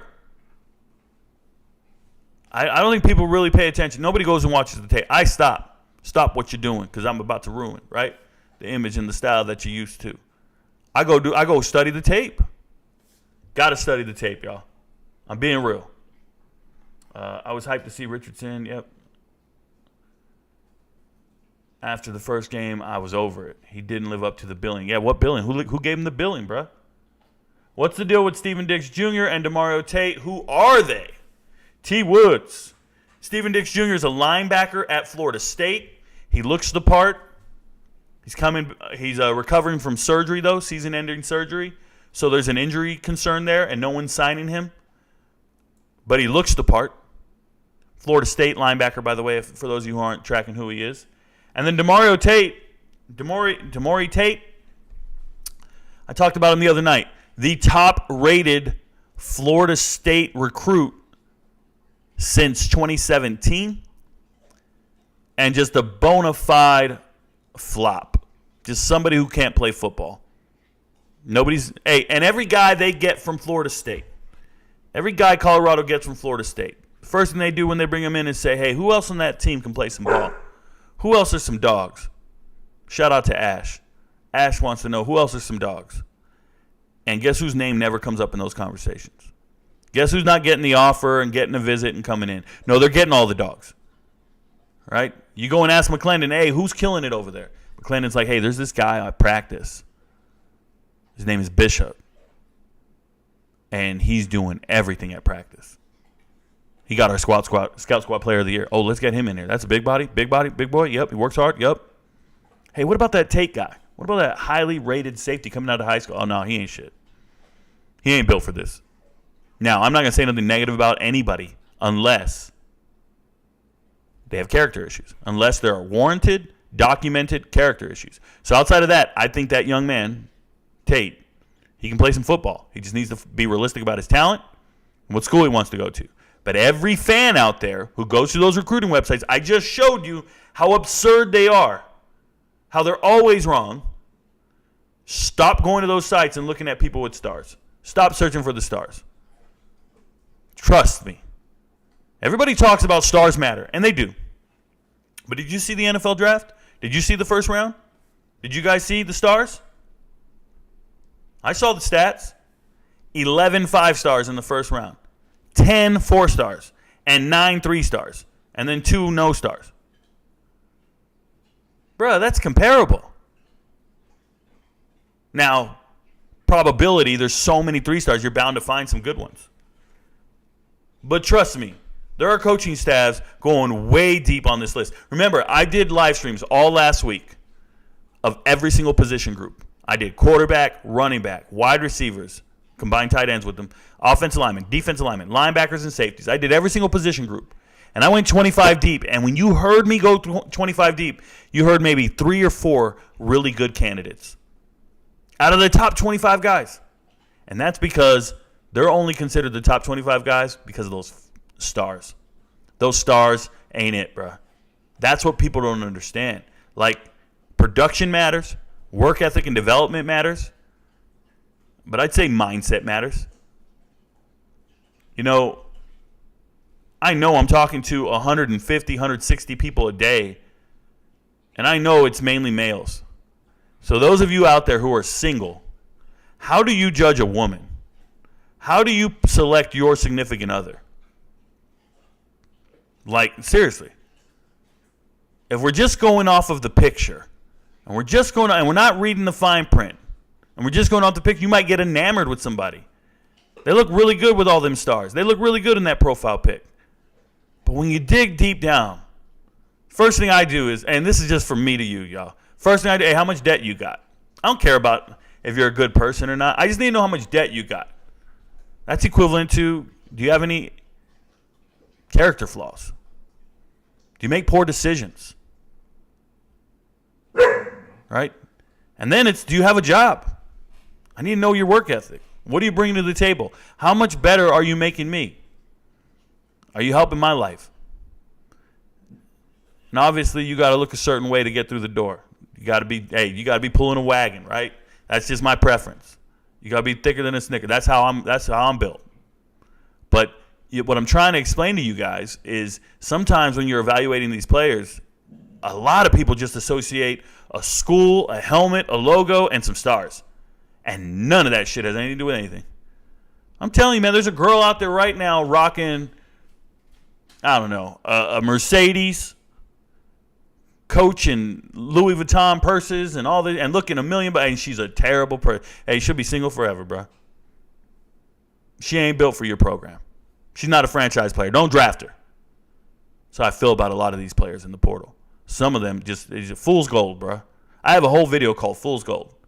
I put it on TikTok. It didn't do well. It flopped. Nobody wanted to read it. Nobody wanted to see it. Just a bunch of people in the portal you should stay away from.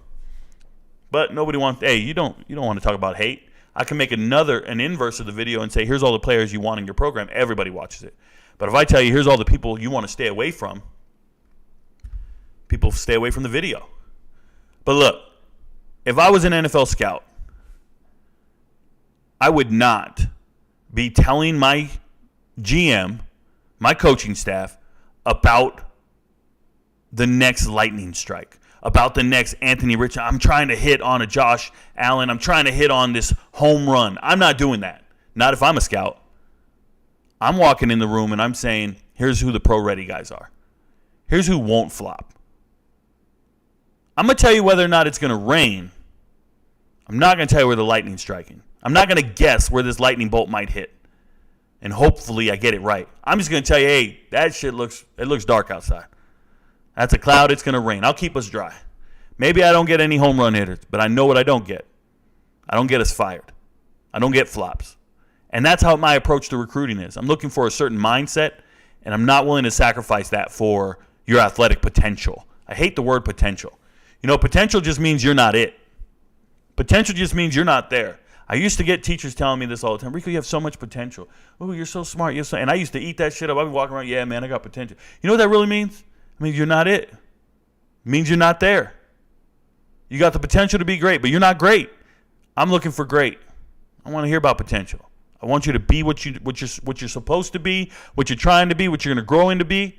That's what I'm looking for. Just be great right off the rip. It's rare, harder to find than most.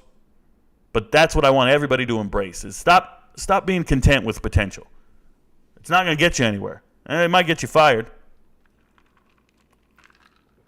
Just saying. Anyways, I couldn't believe when they were saying Zach Wilson was a top pick. It was clear he didn't belong. I never seen this day. Any tape. Sorry, guys. My mouse just moved on me. I've never seen any of his college tape. How did he go number 2? So, Colloidal Gold Waters. Zach Wilson's tape looked great. But what you can't foresee or project is how that individual is going to do when the pressure's on and when the lights are on.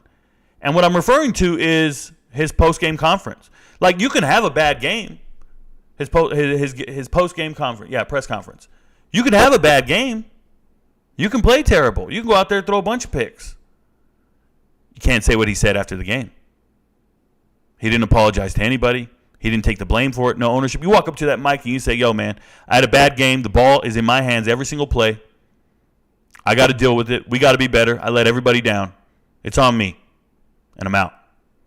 That locker room will circle around you. That locker room will believe in you.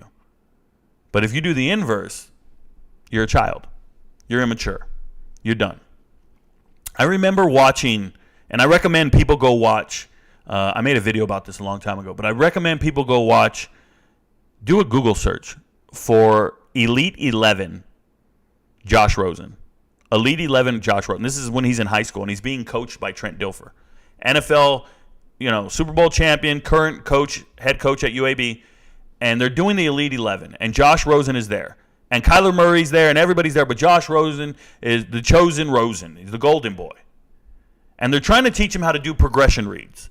He knows he wants to throw it over here, but he's supposed to look here, here, here, and then make his throw. And he says, I think progression reads are dumb. I don't get it. That's stupid. Why wouldn't I just throw it where I want it to go? And Trent Dilfer tells him, hey, man, one day you're going to be playing against really good players, equivalent to you, and you're going to have to make that progression read to even complete the pass you want to do. Because if you just try to go there with your one read, it's going to be a pick. And Josh Rosen has this terrible attitude at the Elite 11. This is before he even got to college. And he's talking about how football's not everything to him. It's just a way to get him to school so he can network and be a part of a fraternity. He's literally saying this shit. And his dad's a doctor and his mom's a doctor and everybody's going. And I'm watching this before he ever got to the NFL. And I'm going, this guy is a bust. He doesn't love football. Dude's born on third base. And he thinks he hit a triple. Dude, you started there. And he's about to score. Okay, cool. He don't know what it is. He don't know what it is to put in the work and grind.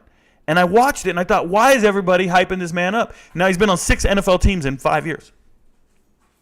That when you hear a guy's been on 6 NFL teams in 5 years, first-round pick released the next year. How many first-round picks are released the next year? That would be like Justin Fields getting drafted by the Bears, and the very next year they picked another quarterback. They knew they missed as soon as they got him. But I knew they missed back when he was in high school.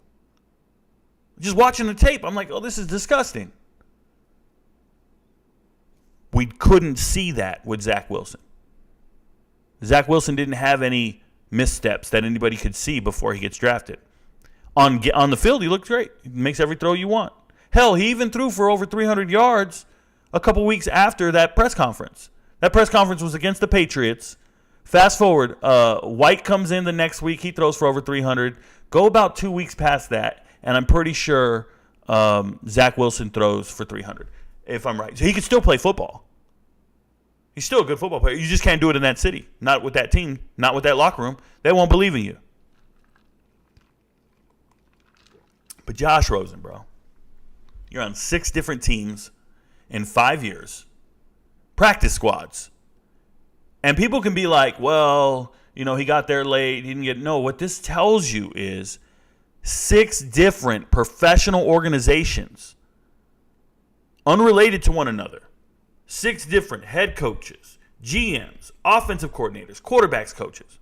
6 different sets have met you, assessed you, and said, you are expendable. You do not make our team better. Goodbye. And you're making the league minimum. Doesn't matter. It's a reality when you don't have the goods and it ain't got shit to do with how well you throw a football.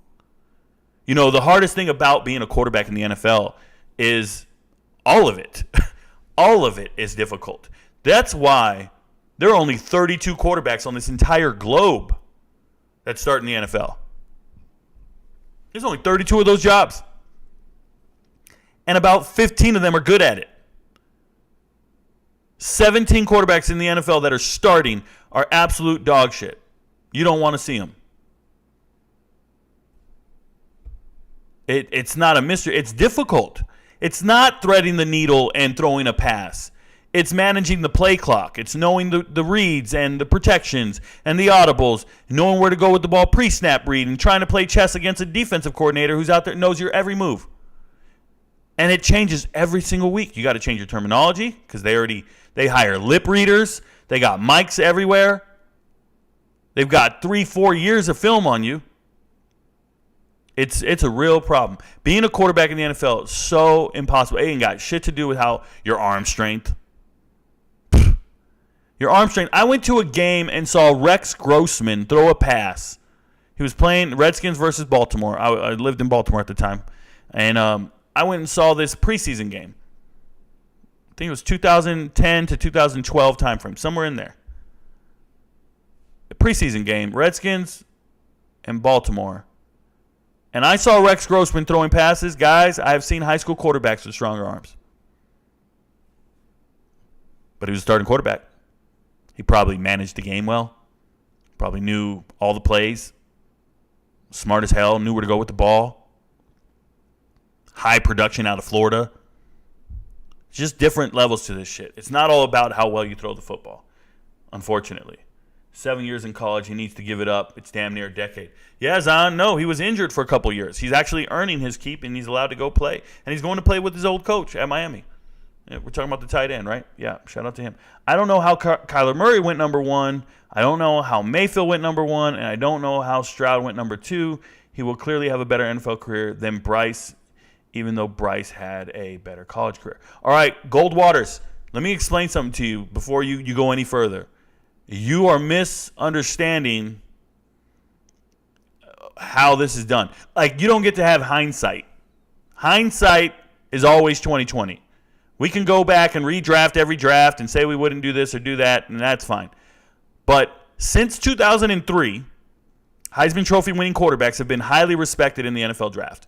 Before that, they were not. Historically, we're talking Doug Flutie going in the 12th round and going to the USFL or the CFL, not even being good enough to be in the NFL. And then it's Ty Detmer being ignored. Andre Ware was drafted high, but terrible. So Andre Ware I think he went 8th in 89, 88, 89. 90, Ty Detmer goes in like the 9th round. Gino Torretta goes in the 7th round. Danny Warfel, trash. Chris Winkie, terrible. Okay? All these quarterbacks, who was it? White after that? Dude, I'm doing this. Hey, this is me for real, guys. If you guys ever want to have a football conversation with me, you ever wonder, like, does this guy really know all this shit? People stopped wondering that a long time ago. When I talk sports on TikTok Live for 6 hours straight, people started going, how is he doing this? Where's the Google? What is he doing? Guys, I'm wired like this. But I'm just telling you, Heisman Trophy winning quarterbacks are hugely ignored in the draft until Carson Palmer, 2003. Was it Scott Frost that won one? Or was it Eric Crouch? I don't remember. We're here at, then they start getting respected. They start getting drafted.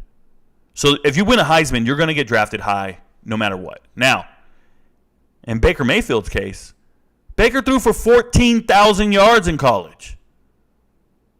What are we doing? Baker Mayfield threw for 131 touchdowns. Somebody Google that. Somebody let me know. We're about to test me. 131 touchdowns? You think that's an accident? Baker Mayfield career stats. Oh, we can do those. I want to do college stats.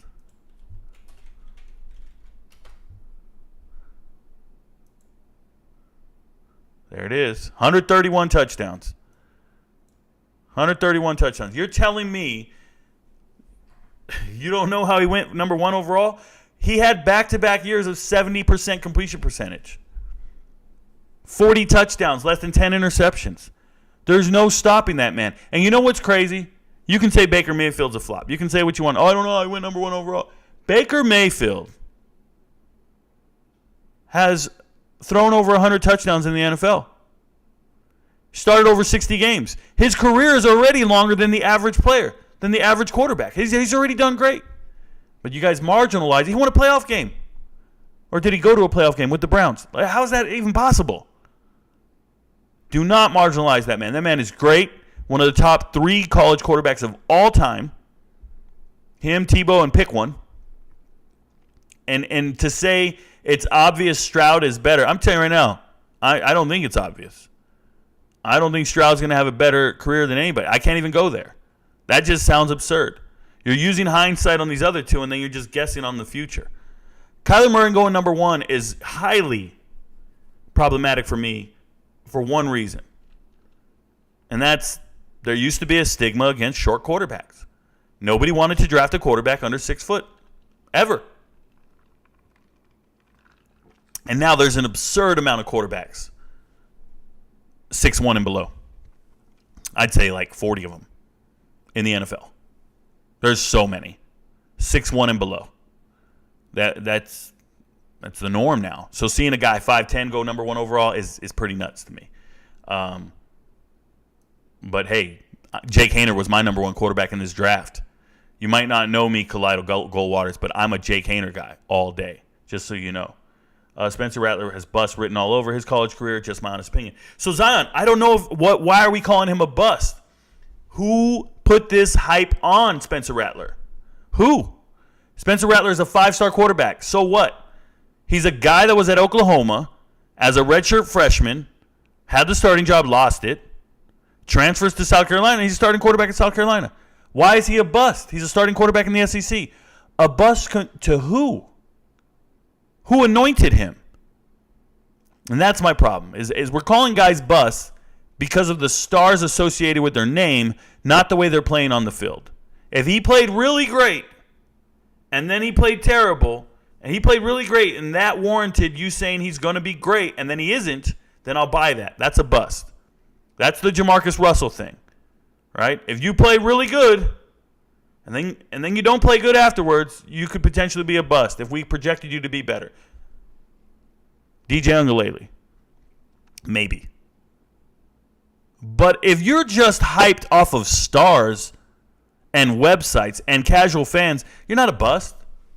They just gave you a bunch of stars. You never did shit to warrant those stars to begin with. I'd say Kyler Murray's a bust. How about that? Might sound crazy. Jalen Jones was at Jackson State with Coach Prime. There you go. But was he ever at a JUCO and then transferred to Charlotte? That's my question. I didn't have time to Google it. Don't want to go down that path. Let's go back to you guys. Let's see where we're at. Sorry about that. Chat just scrolled on me. My brother knows what I'm dealing with here.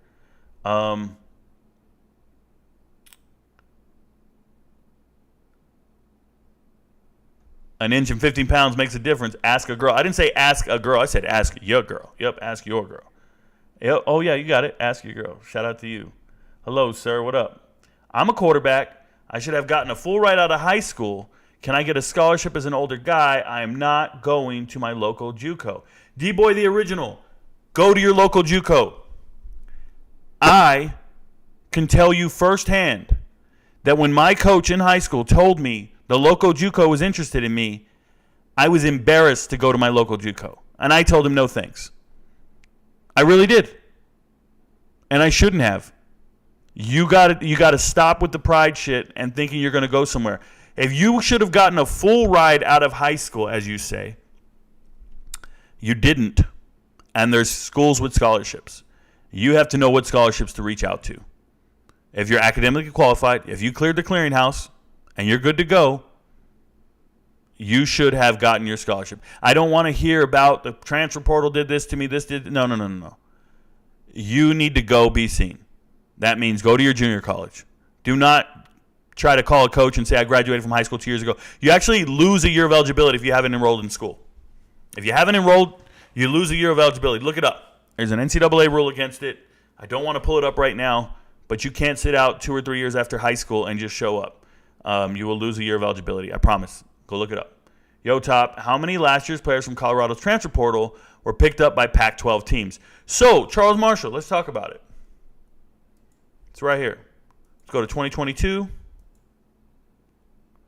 Boom, and go to Colorado. And what's funny about this is transfers coming out from last year. We got one to East. Well, let me shrink myself so you guys can see the schools they're going to on the far right. So Mississippi Valley State, shout out to Jerry Rice. Eastern Carolina, Tulane, South Utah, Duke, Iowa State. You can tell the caliber of player not here. Michigan State. Now, Jarek Broussard was following Mel Tucker to Michigan State. So that was the leading running back. That was the guy, and he takes off. And then you got Mekhi Blackman leaving Colorado, starting corner, going to USC and just getting drafted. Complete stud. He was on my hidden gems list. Complete stud. Brendan Rice going to USC. He had some drops, but hey, he went. So shout out to him. Alabama State. Mark Perry going to TCU. Sam Houston. Another Oregon Duck, Christian Gonzalez. Now look, Christian Gonzalez gets drafted, and all you guys start, oh, he's so good, Rico. Oh, he's so good. The thing is, I saw him play. You guys didn't see him play. You guys saw him on a mock draft. You guys saw him get hyped off of some athleticism or some skill or whatever they talked about. I watched the games. Christian Gonzalez did not have an interception until he got to Oregon this year. He didn't have an interception in his life. He's not a ball hawk. He's an athletic kid. He looks good on tape. Okay. I watch the games. I don't see it. And this is why when I put out my top 10 corners, I had him below Emmanuel Forbes. Oh, you're wrong, Rico. You're crazy. He's a top corner. Well, NFL teams went to go draft, and who did they draft first? Witherspoon and Forbes, like I said. Witherspoon and Forbes. I tried to tell you guys. This guy, yeah, he looks good in shorts. Looks good in a shirt, and he looks good in 7-on-7. I get it. And then all the experts come out. I see all these TikTok kids and all these YouTubers. They sit down and start breaking up the tape, and they're like, oh, look here. He twitches his hips really well. He does this really well. He does it. Bruh, stop it. You're only even evaluating him because he was on somebody's mock draft. But if you sat down with all the corners eligible in the draft and said, evaluate all these corners, evaluate their tape, you would look at all the tape and you wouldn't be astonished. You wouldn't. There was other corners that would turn your head. Clark Phillips III, Utah, looks even better on tape. He's not 6'2", not 6'1". He's 5'10", but he looks better on tape. And he's more productive and he's done more. So, but yeah, only about 3 guys went to the Pac-12, so it's not a lot of guys. The reason you're saying it, though, is because 2 of them, Christian Gonzalez and Mekhi, got drafted. Starting corners got drafted, and then the 2 corners leave again, right? And where do they go? Well, we don't know yet. We know one's at Cal. We don't know where the other one's at. So there you go. Answered the question. Have you ever heard of a 4 or 5-star player lose his scholarship but stay at the college because of the name? Yes. It's not because of the name. I've seen guys stay at the college because it's close in proximity to where they grew up. I've seen guys stay in college because they retired due to injury, and they finish out their semester. Another thing is the school will put you on an academic scholarship or let you finish out your academic year because they don't want it to mess up their APR, their academic progress rate. And if you guys don't know what APR is, and if you do know, I apologize for explaining this, but APR, it's not your annual percentage rate on your credit card or nothing. APR at a college, it's a 2-point system for each player, and it's on a scale of 1,000. And if the player is academically eligible, you get a point. And if they enroll for classes the following semester after the football season, you get another point. So this shows that they're student athletes or they're academic and they're working towards graduation. And every team out there, you want to know their APR. And it's important because, let's see, FBS APR rankings. Here we go. Academic progress rate. And you start at 1,000, and you'll lose points if somebody isn't academically eligible and doesn't stay in school. So you got Clemson at 999. Now, when the transfer leaves, it doesn't impact your APR. But you'll see these scores, 990, 988. This means 12 guys at some point either left early, did something. You want a high APR. It's all going to be your high academic institutions. But when you look at the rankings of APR, let me tell you who is absolutely atrocious. Colorado. And actually, this number is even lower. I think it's 9. Oh, no, it's 954. But they're ranked like, I don't even remember. They're ranked like 107th in the country. So why is APR important? Well, if you're below 930, I think you can't play in bowl games. That's number one.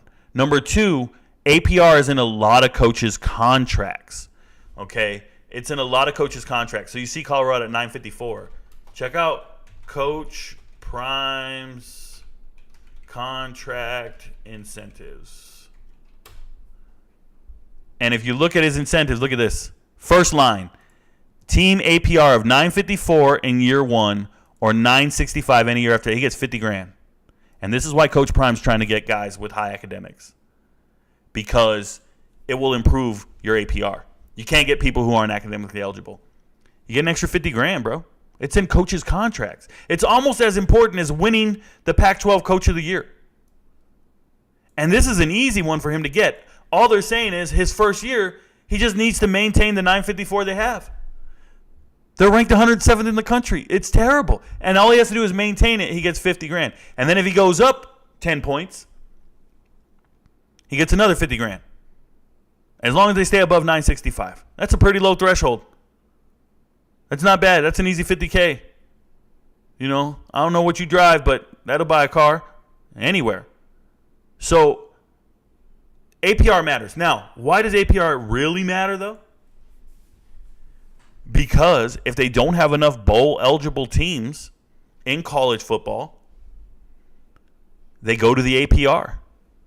All the 5 and 7 teams in the country get racked and stacked based on APR. And if you're a 5 and 7 team and you have the top APR among all the 5 and 7 teams, you get to go to a bowl game. Rice always wins it. Rice always ends up at a bowl.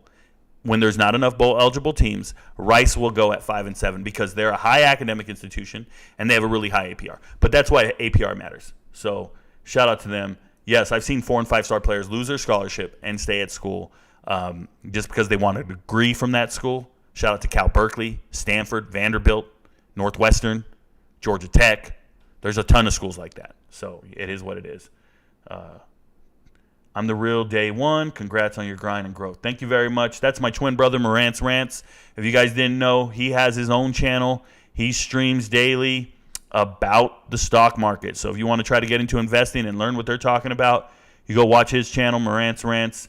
It'll be good for you. Virginia's whole roster is going to be 25 or older once they leave. Shout out to me. Yep. 10-4, appreciate your knowledge. Top. Guess it's not talked about by other Power 5 coaches or schools regarding young high school recruits. I'd love to see him develop rather than live in the portal at all. So here's the deal. Teams are living in the portal. I don't care who it is. Even Clemson, who said they're not going to sign players out of the portal, they're even offering players. I see players with an offer from Clemson. And that's Dabo saying, we'll never get somebody from the portal. He's changed his mind. They'll get a couple of marquee guys. But every team's using the portal. It's just how do you use it? Do you free up scholarships on your team? Remember, you got to get to that 85. So it'll let you get rid of your misses in recruiting. And there's a ton of misses. Now, the crazy thing is the kids can't go online and say, oh, coach cut me. He didn't cut you. Technically, they just didn't renew your scholarship. You get to finish the school year, and you don't get a scholarship the following year.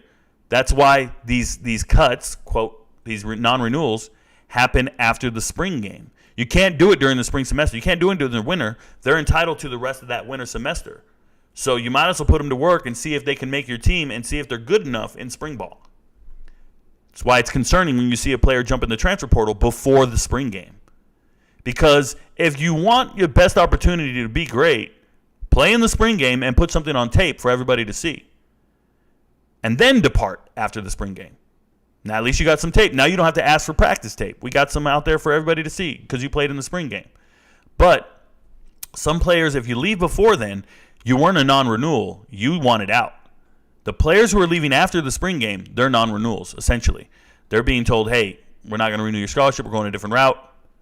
It is what it is. Now, happens all the time because there's an NCAA rule that says you can't pull a player's scholarship due to performance reasons. Yes, that's true. But you're not pulling a scholarship. You're just letting it run its course and letting it expire. So you're not getting cut. You're not getting re-upped. It is what it is. So it's unfortunate, but it happens. Now, the players, they don't go online and start complaining because all you're going to do then is burn some bridges because you still want that coach to vouch for you. You still want your gaining coach to call and be like, hey, is he a good fit for my locker room? Is this a guy we should look into? So it's kind of etiquette. You don't go online and start bashing them. Let me tell you guys something. There's a guy, Texas A&M. Who is it? Texas A&M transfer safety. I think his name was Brown. Keyshawn Brown? Keith Brown? No, not Keith Brown. No, I might be wrong. Javonte Brown enters the transfer portal. Is it him? No, that's a center. That's. Who was it? Let me do this. Let me do it like this. Recruiting class. Think he was part of that all-time class. Remember the all-time class that they just had? What was it, last year? 2022? A&M 30 commits. I'll find the kid's name right now. Apologize, I'm thinking. He's towards the bottom. Bobby Taylor. My bad. Bobby Taylor. If you guys don't know about Bobby Taylor, playing corner at Texas A&M, Bobby Taylor committed to Texas A&M and then got on social media and started convincing all these great players to join them. And that's how they got this all-time great class from last year. Now, who's gone already? A ton of these guys are gone, right? A ton. But it still ranks as like second or third all-time, even with the departures. You can do this thing over here. I can show you guys this. You click on more over here.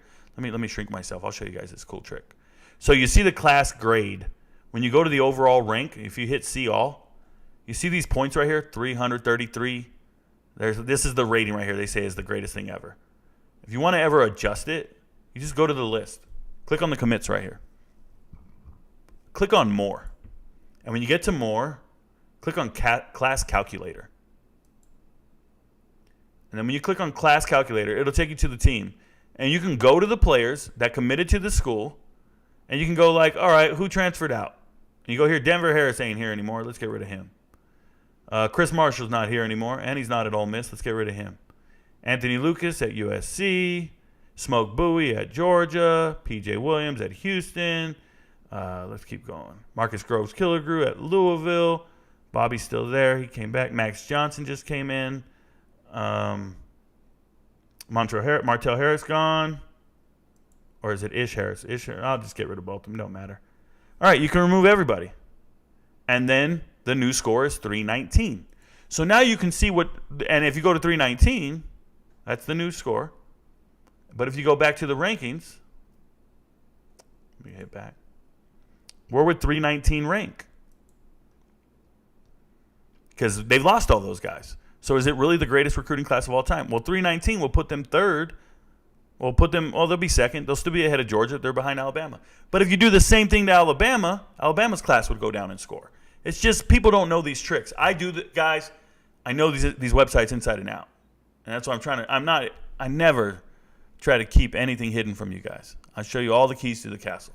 So with that being said, Bobby Taylor goes out there and he says, hey, man, all you guys, I gotta leave. And let me show you. Bobby Taylor transfer. Withdrawals from transfer portal. But this is why it's important. When he was in the portal, let's see if this story even has it. Shout out to 24/7 Sports if they caught what I caught. He went on Twitter and said something to somebody. It's not here. So when he jumped in the portal, everybody was like, I'm sorry to see you go, all this stuff. And he said something interesting. I don't know if anybody knows it. Here it is.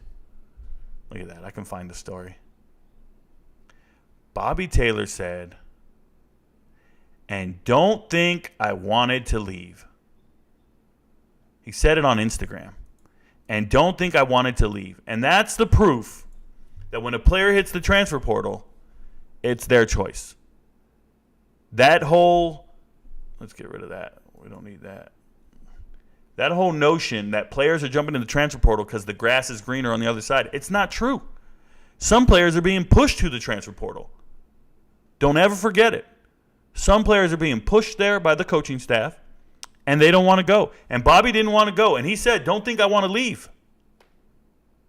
And then at the last second, he withdraws from the transfer portal and comes back to school. No, the school lets you know, hey, we got room for you. We got an extra scholarship. And you know why they got an extra scholarship? Because Tyron Smith jumped back in the portal. If you look, Tyron Smith was the transfer from UTEP.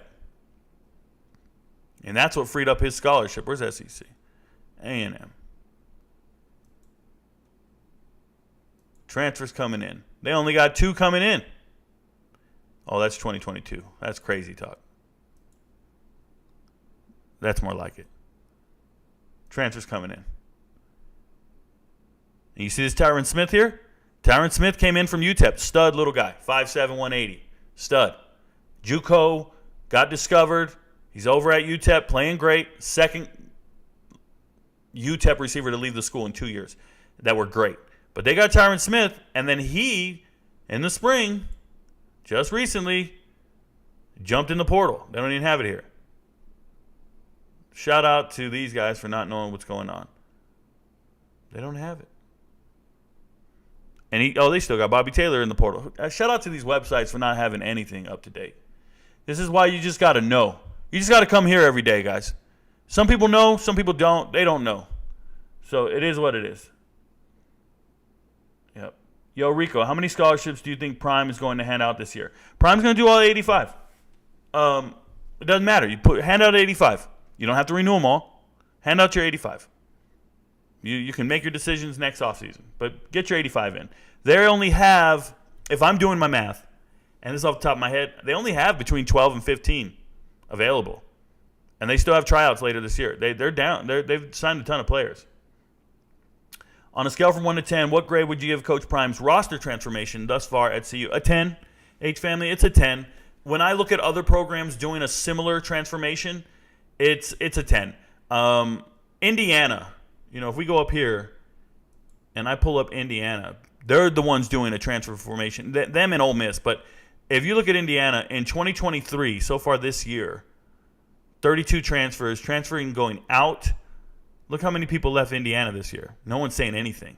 Look at all the guys leaving Indiana. That's a who's who list. But when you go to 2022,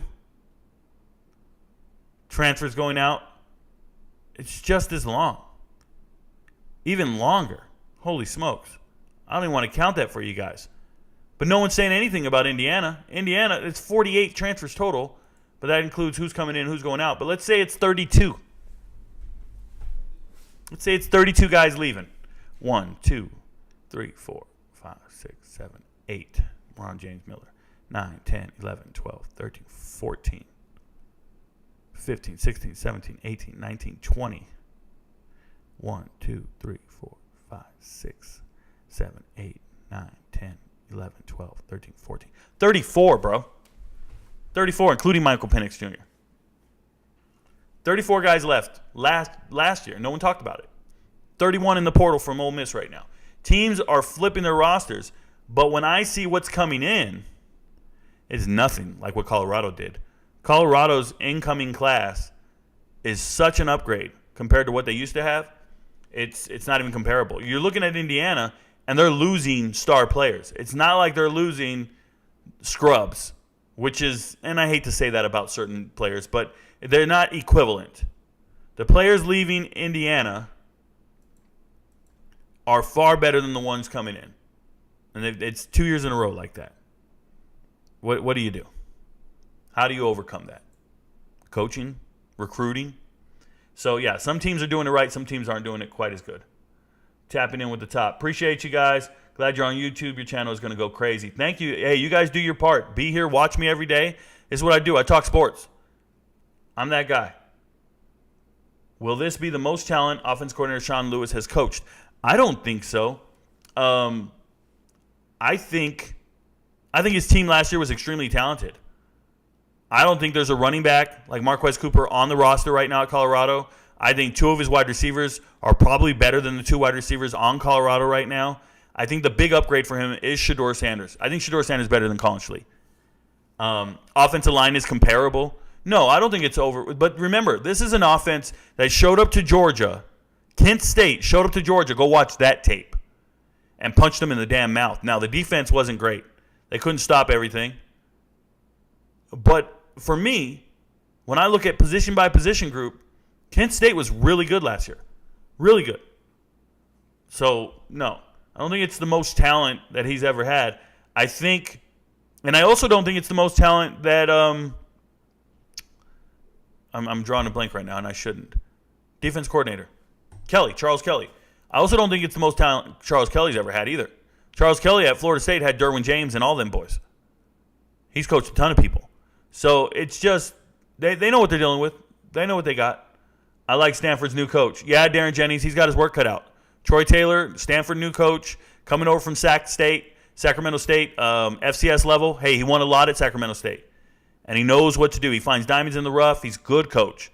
Problem, Stanford doesn't allow undergraduate transfers. Now, they're getting lucky. They're getting some, but it's not what you want to see. It's crazy. Last year, they got their first one, but he was a graduate transfer. This year, look at these transfers. Now they're missing one. It's the running back from Princeton. So they have a running back from Princeton coming over. He's a freshman. But look at the schools you got to come from to go to Stanford. Now, Gathan's the only one. Gathan Bernadelle from FIU. That's the only exception to the rule. He was the first undergraduate transfer in the history of Stanford. Stanford never had an undergraduate transfer. That's what they're telling me. And then they got Alec Bank. He's from Harvard, bro. You know when people say this guy's all Ivy League? Ivy League is 8 teams. If somebody's all Ivy League, first team, second team, that just means you're all whatever, bro. It's not that impressive. It's a little less impressive. I guess the equivalent would be all SWAC. Not that impressive. Being an FCS All-American, huge deal. Right? Being all conference at the FBS level, huge deal. But all Ivy League, not a big deal. And he's like second or third team all Ivy League, by the way. And then, yeah, Trevor Mayberry, another guy from Penn. So their transfers are just, they got slim pickings. The only way Stanford can stay relevant is recruiting. And that's why I think David Shaw retired. I think David Shaw resigned from his position because he saw what USC could do. He saw the flip. Lincoln Riley flipped his whole roster in the blink of an eye. He went from a 4-win team to, I'm running this shit. That's ridiculous. When you're Stanford and can't do an equivalent and can't get players approved because Stanford does not care about football.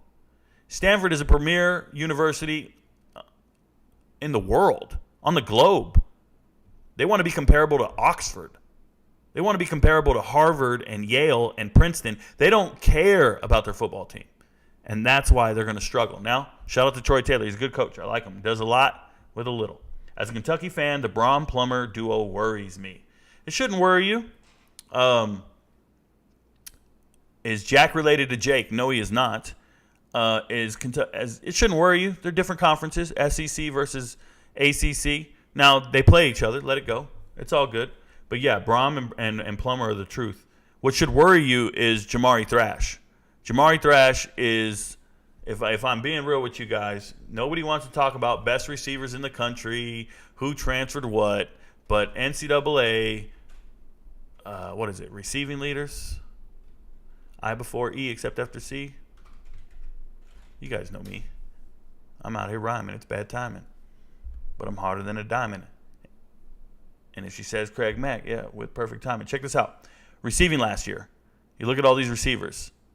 One of the guys that people need to talk about is number 13, Jamari Thrash. He just went to Louisville. Coming from Georgia State, going to Louisville. This is a man who put up 1,100 yards last year. Dorian Singer right below him just transferred to USC. Okay?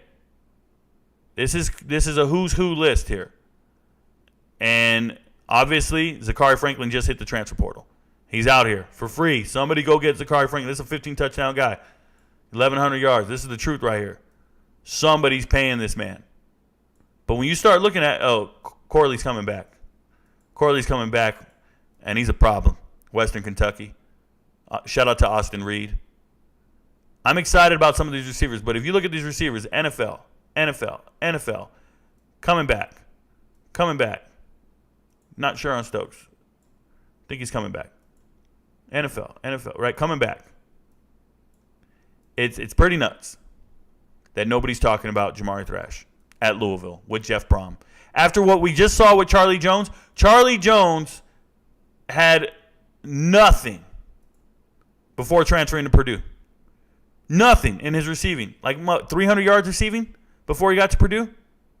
He transfers into Purdue and turns into this and gets drafted in the NFL. Can you imagine what they're going to do with Jamari Thrash?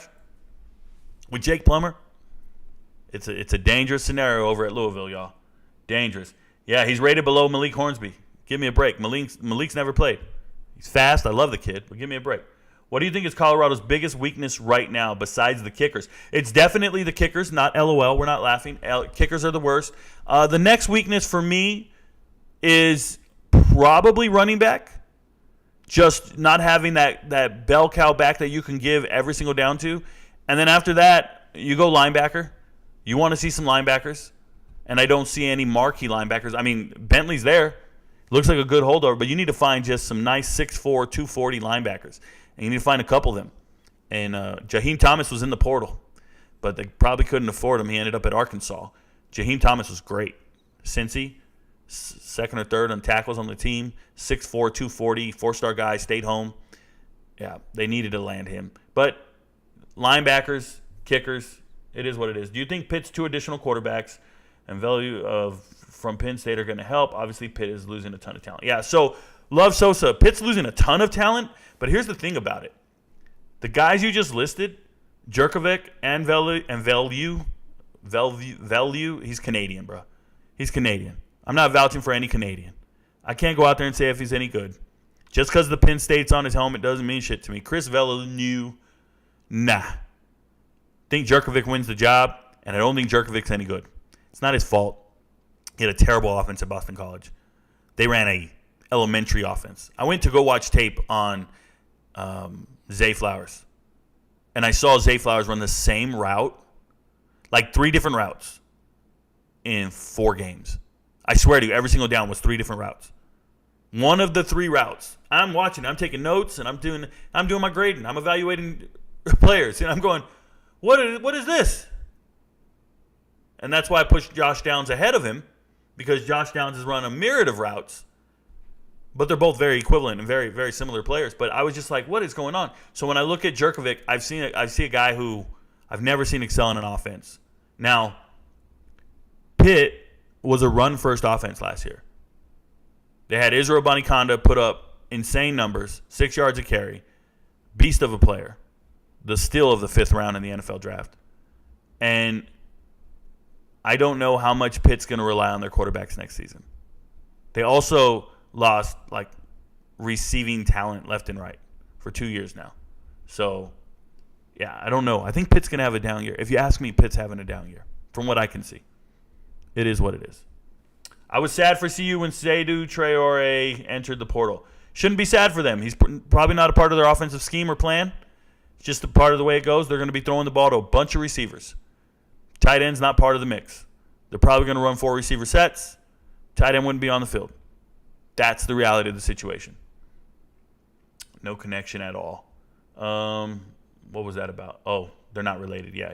We are learning. Shout out to you guys. Anthony Richardson once had more tackles than passing touchdowns, by the way. Yeah, this is very true. Because he threw an interception and got for a pick 6 against Kentucky. And then another interception he threw, he made the tackle. So, yeah, he had more tackles in a game than he did touchdowns. That's for sure. Is he related? Nope, no connection at all. Okay, thanks. Thoughts on Florida going after Alton McCaskill IV and not a quarterback when their running back room is already deep? So, Miller Cunningham, you got to study their running back room. Study their coach, Billy Napier. 2 out of the last 4 years, he has had 3 running backs with over 100 carries. He always has running back by committee. So they brought in Cam Carroll from Tulane. That was Tajay Spears' backup, hoping he can get 100 carries. But you obviously don't ignore Alton McCaskill IV in the transfer portal. He is the best running back in the transfer portal this offseason. He is better than anyone they have on their roster. He's better than Etienne. He's better than Johnson. He's better than anyone. Alton McCaskill IV is – every team should be after him. I don't care what your quarterback situation looks like. I don't care. Just because they're after Alton McCaskill IV doesn't mean they can't go after a quarterback. There's just no upgrade. There's no one better in the transfer portal right now that could start over Graham Mertz, and that's saying something. There just isn't. I mean, I can argue a couple guys will come in and be competition, but just because their running back room is deep doesn't mean you don't go get the alpha male of all alpha males. You got to get them. Most NFL players in the league were 3 stars. Yeah, it's just sheer probability, the 3-star thing. It's just sheer probability. Running back and tight end are weak spots for Colorado on offense. However, they aren't gonna use the tight end much. Yep. Shout out to you, Sean. Not many with 5 stars end up being dogs. Yeah, they do.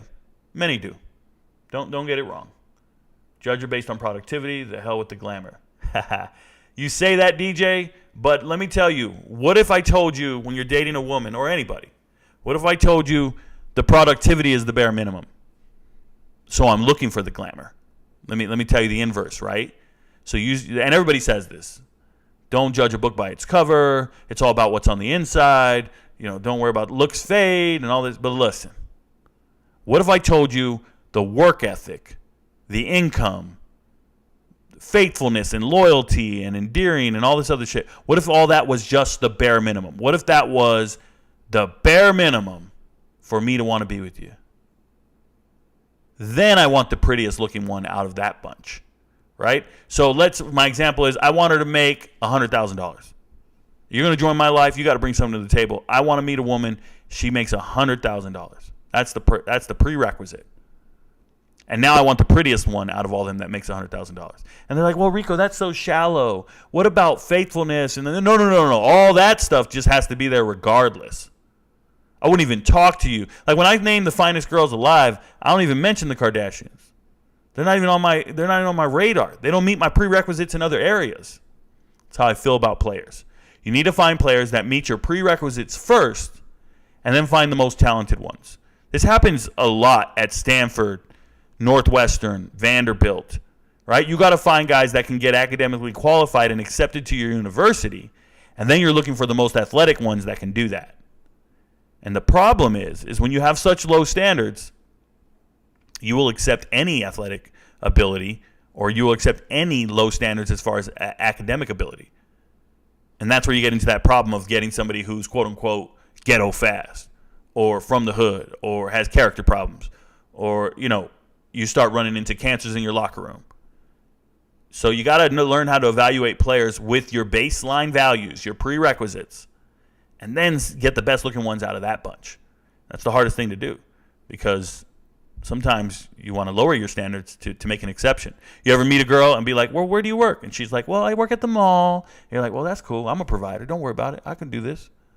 Yeah, I'll put up with this. That's how some coaches are. Some coaches are so arrogant in their mindset. They think they can fix the player. They find out the player, he doesn't work there. When he gets in, we'll get him. We got the right culture. We can fix him. He just got suspended for drugs. Don't worry about it. We'll get him in the right program over here. I can fix him. This is why NFL coaches keep getting all these players because they got egos thinking they can fix every troubled player. It's a crime. We do it all the time. We make exceptions for people in our lives this way. We do it with employees when we're hiring people. You just need to give them another opportunity. And with me, they'll be on the straight and narrow. Sometimes you don't know their foundation. You don't know their values. And you got to learn their ethics. And that comes with recruiting. And you can't do that on a huddle film. You can't do that watching film. You can't do that from the house at a distance. And this is why the 2020 recruiting classes are all trash. 2020 recruiting classes, half of them are misses. They're all over the transfer portal. They're all in jail. They're all getting kicked off teams. Like every guy you see, troubled guy, just go look and see if he's from the 2020 recruiting class. Shout out to COVID and these coaches recruiting from home without being able to meet the players or go to the high school because everybody was quarantined and they couldn't travel.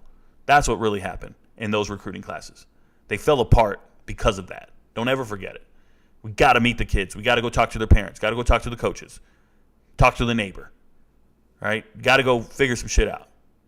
Can't do it from a distance. Rico comparing ladies to NFL prospects got me dying. Shout out to you. Sometimes 5-star females be 2 stars with the personality and decisions. Exactly. So how about we do this? We consider, that's what I just said. You got to be personality and decisions first. Got to be great. And now I want the finest one who does all those right things. I'm still looks oriented. You just got to be great all down here. And then you got to get what I'm saying? We got it. You guys got it. The inverse. It is what it is. Everybody's saying facts, Drico. Hey, all you guys got done dirty, man. Hey, whoever did you dirty, Drico, Dr. Eco, Drico, whoever did you dirty, man, shout out to her. Rico, what do you think about Bo Callahan's tape? So, if you guys don't know, Bo Callahan, nobody went to his birthday party. This is the star quarterback from the movie Draft Day. This is not a real person. It's a fictitious person. My tape is, hey, man, how unrealistic is that movie, Draft Day? Draft day, the trades are crazy. The first trade is realistic, actually. It's modeled after the RG3 trade. The last trade doesn't really work. 3 second-rounders for a first. It doesn't make sense. But in the movie, they make a flashback. They do a flashback to Kevin Costner's dad. And it's some actor. I went and looked it up. The dude's only like 6 years older than Kevin Costner in real life. So the casting's trash. Who is it? Black Panther. What's his name? Chadwick. Right? Chadwick. R.I.P.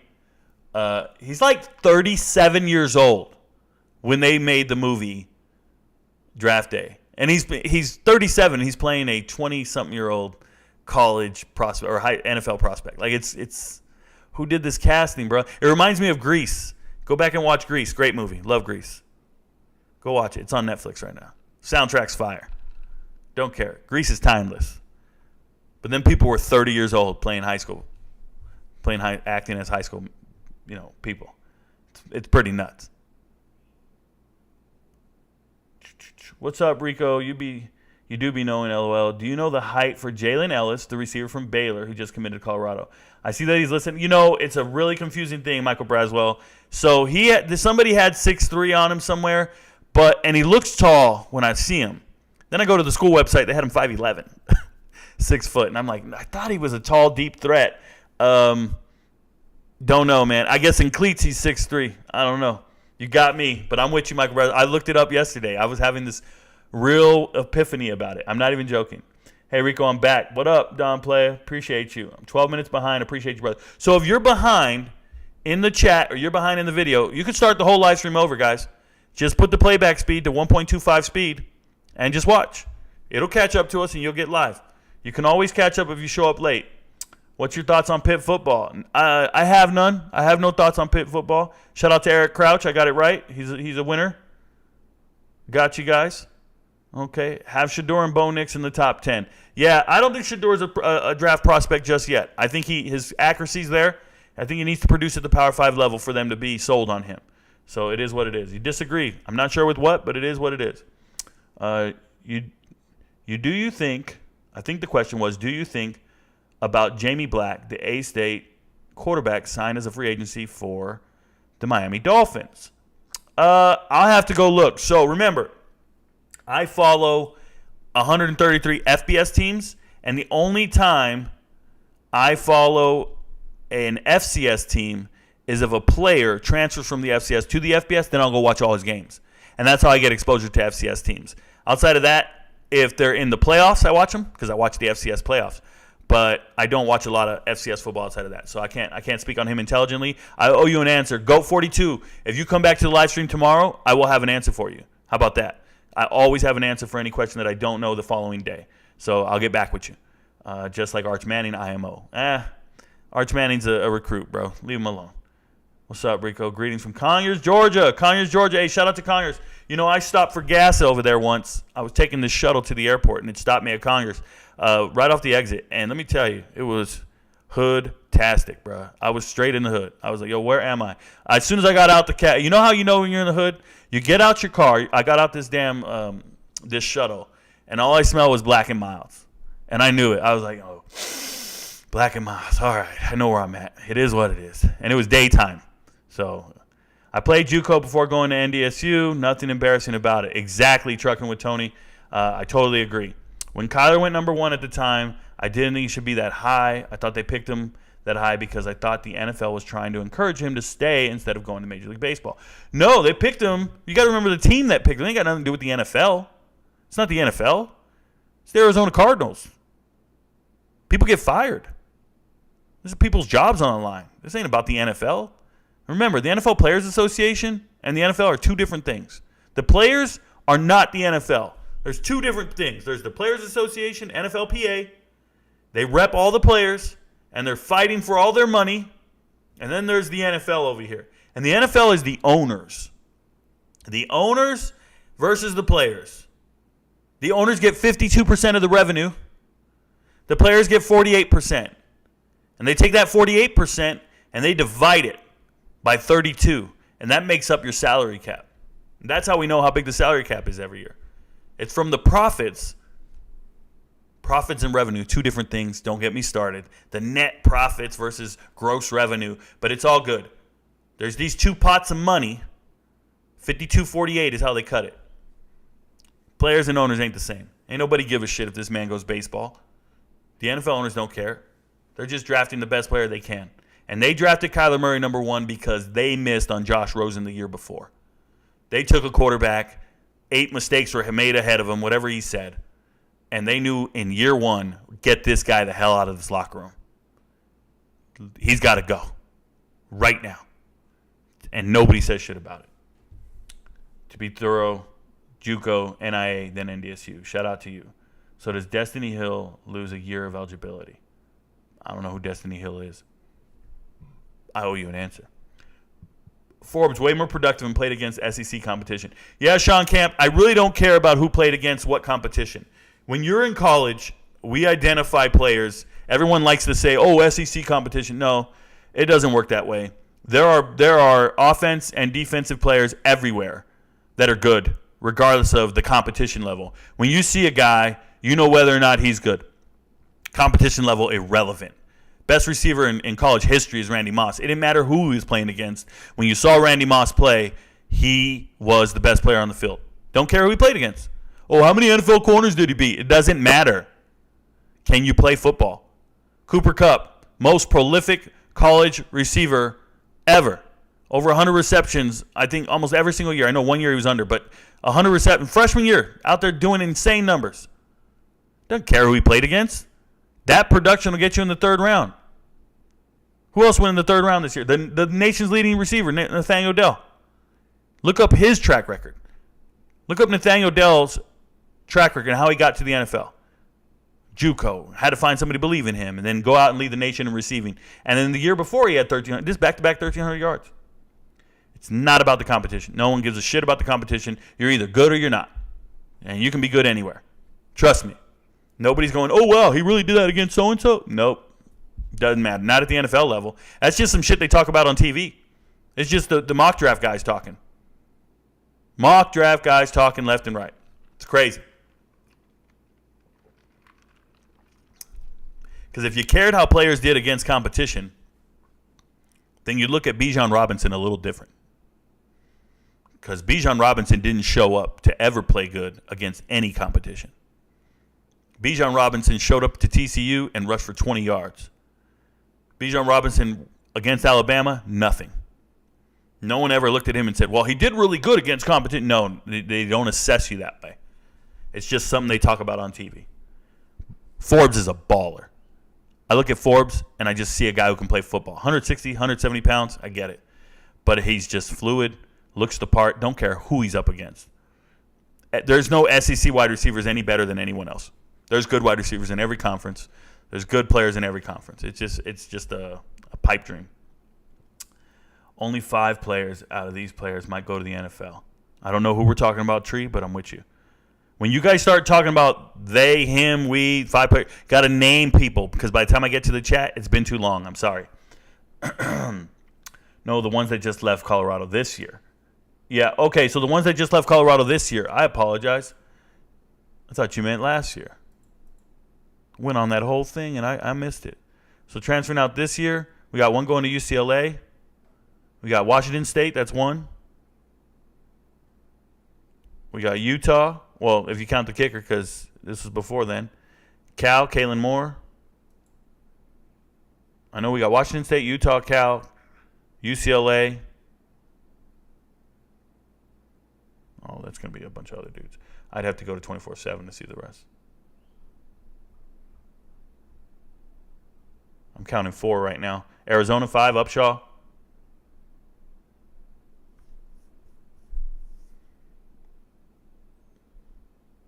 Five went to the Pac-12. Matter of fact, you know what's a little more important? And that's me counting Cole Becker. So the kicker before the cuts. And Cole Becker's way better than the kickers they currently have. Just so we're clear. Did you hear anything about Zico about his grades? I heard a report that he was failing classes as well.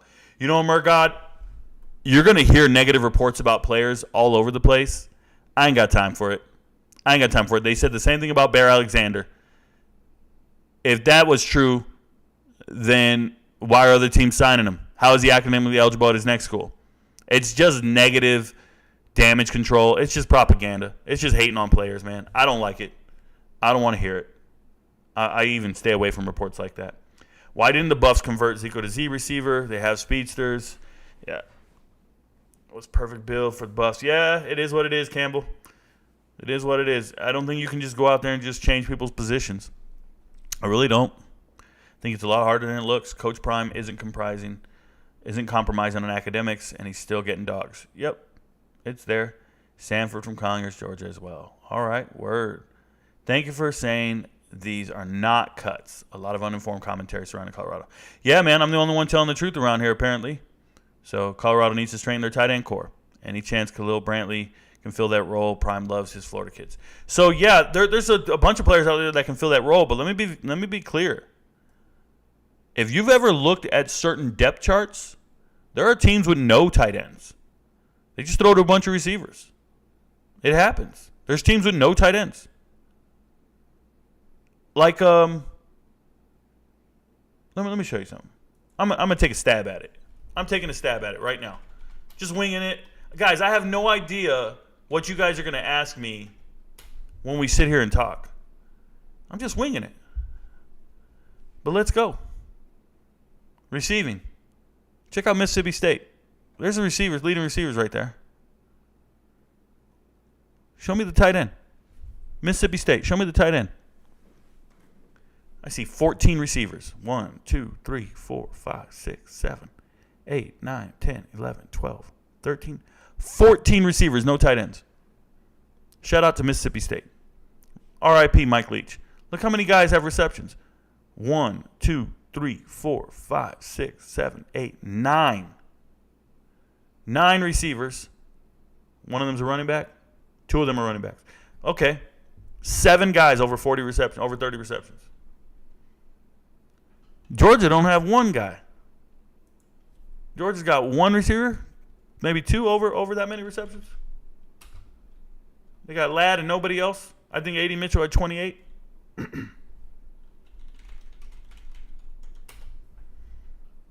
think you guys just need to study teams a little bit and study schemes.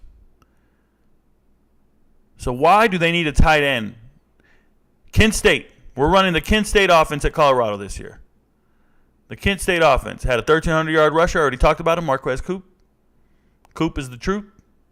Beast of a running back. We don't have nobody like that at Colorado. Got it. Receiving. Well, don't get me wrong. I think Edwards is great. Dylan Edwards is going to be great. Receiving, you got 2, 3 primary receivers. Wide receivers. There's a running back. Here's the only tight end that they had. They had another one at the bottom there. But last year, Kent State threw 8 passes to a tight end. That's why Colorado doesn't need to shore up the tight end position. They threw 8 passes to a tight end all season. Oh, and another one down here. This guy had 1 reception for 3 yards. 8 passes to a tight end, no touchdowns. They don't use tight ends. They use receivers, running backs, quarterback. Sean Lewis has a great offense, by the way. Don't question it. Just certain offensive schemes use tight ends. Certain ones don't. I just showed you 2 of them. Kent State and Mississippi State. Off top of the dome, I can just be like, I know some offenses out there that don't use tight ends. There you go. Watch a lot of film, y'all. Checking in from the 303. You got to tell me where the 303 is, man. I don't know the 303. Are we putting our hands up? Is this 8 Mile? Everybody from the 303. Where's 303 at, yo? Denver, Colorado. Okay. It is what it is. You know, I'm looking to move in to Colorado Springs is where I'm looking to get a job. I'm thinking about it. I might do this full time, y'all. I might just do this every single day and talk sports with you guys. If we can get the views up. What are your thoughts on Trayvon Rudolph at NIU? So, check this out.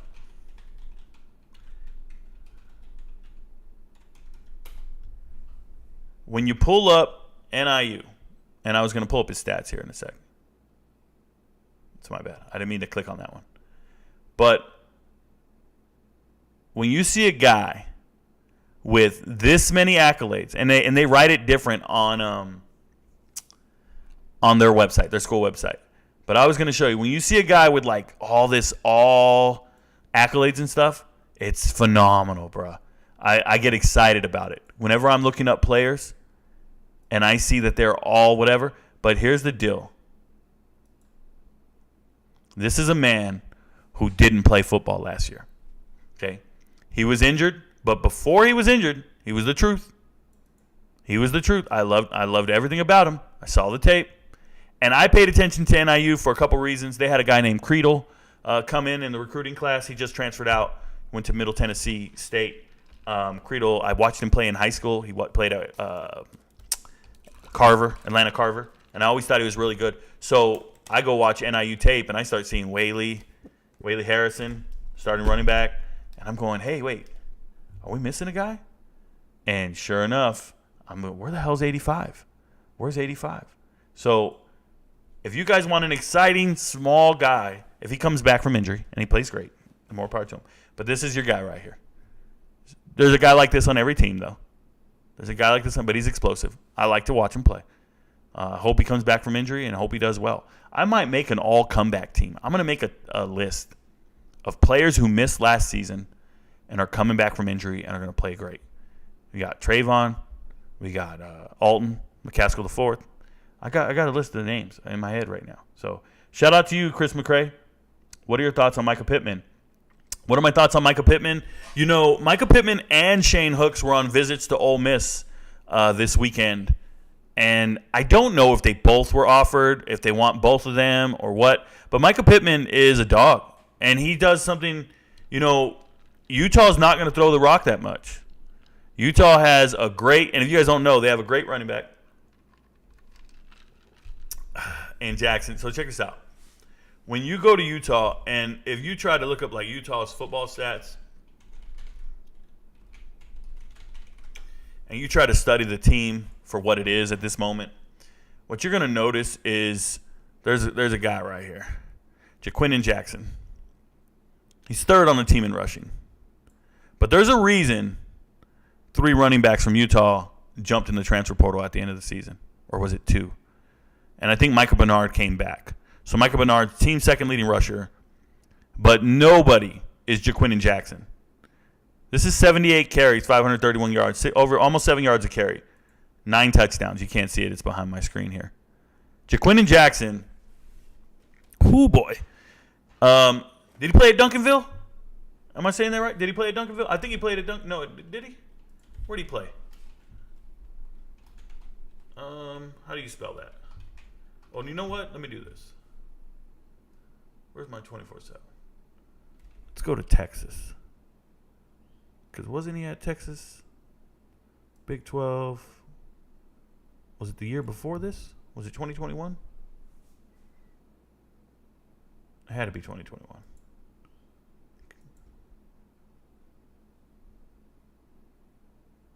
Give me a second. I'm reading. It was 2022? I'm tripping. No way. Was it just 1 year? Man, when did he come over?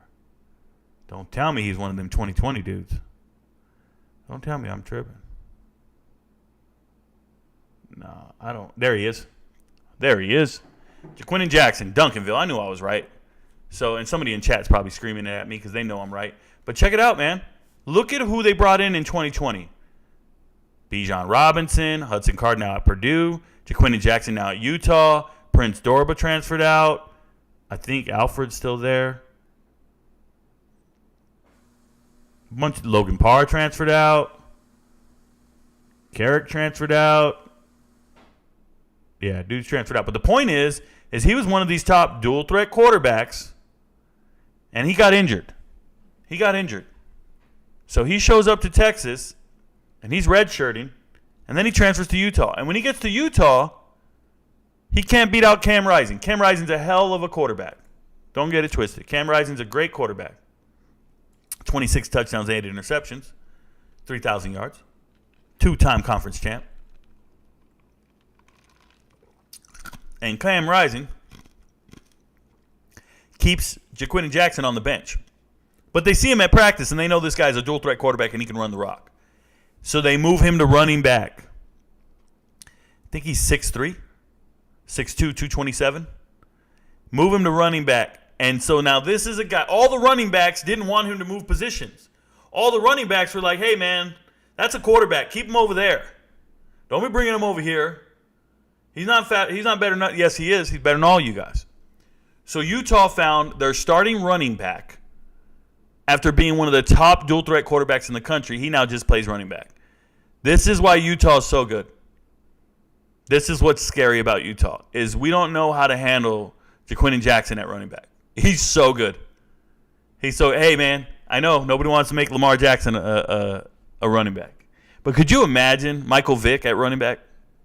Because that's what Jaquindon Jackson looks like. He's just a beast of a man. Now, don't get me wrong. He's not that fast. He's big. He's 6'2", 220, 230, moving the way he does. Utah's got a mean running back, just so you guys know. So I'm cool with Utah and what they're doing. And what they're doing is they're finding wide receivers who can run block. Shout out to Micah Pittman. That's how we got here. Micah Pittman's showing up. He's one of the best run blocking wide receivers out there. Hines Ward status. So shout out to Micah Pittman.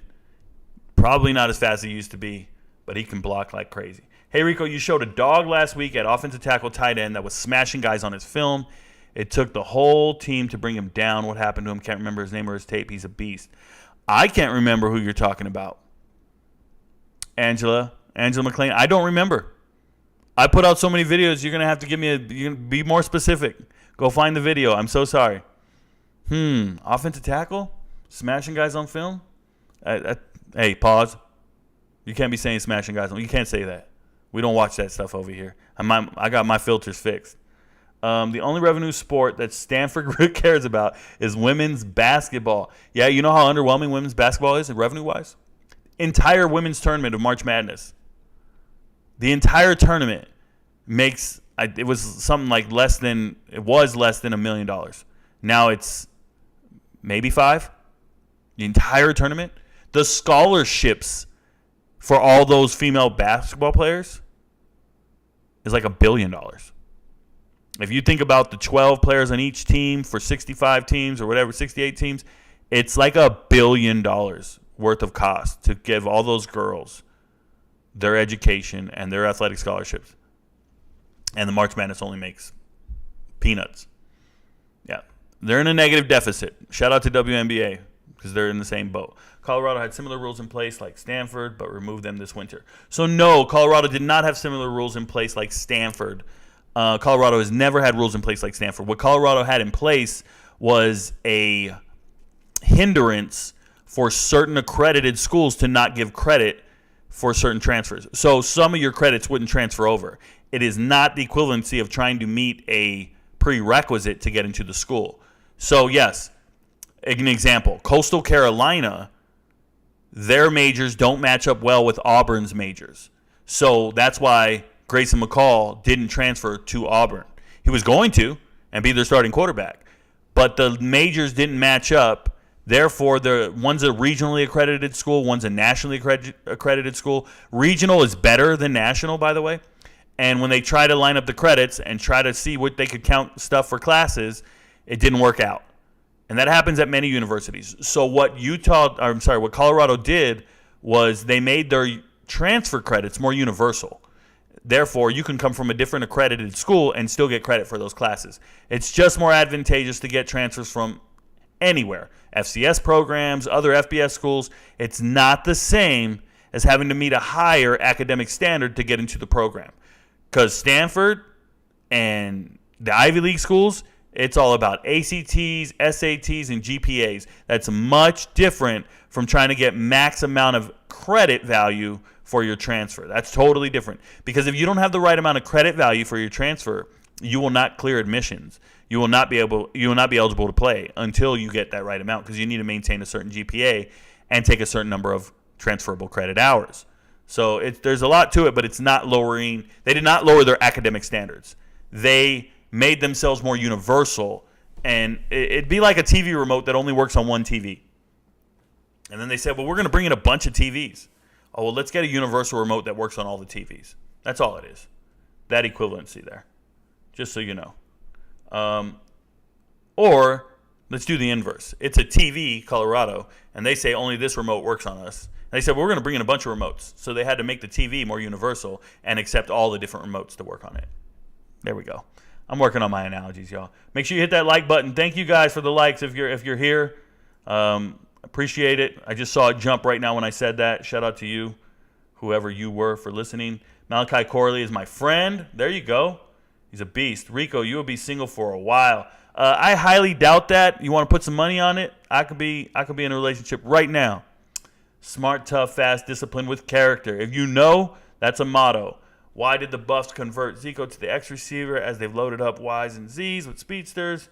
It's perfect bill for X. Yep, win some jump balls. Why didn't they? Oh, yeah, it is what it is, man. What are your thoughts on Steven Dix and Prince Coley out of Notre Dame? So, Steven Dix, like I said, everybody sees him because he's a 4-star guy in the portal, but there's injury concerns there. He's trying to recover from some. He had season-ending surgery. If he was a dog and he was that guy, the new Florida State players would have already told the coaching staff. It would have already been out there, and he would have had an offer, if you ask me.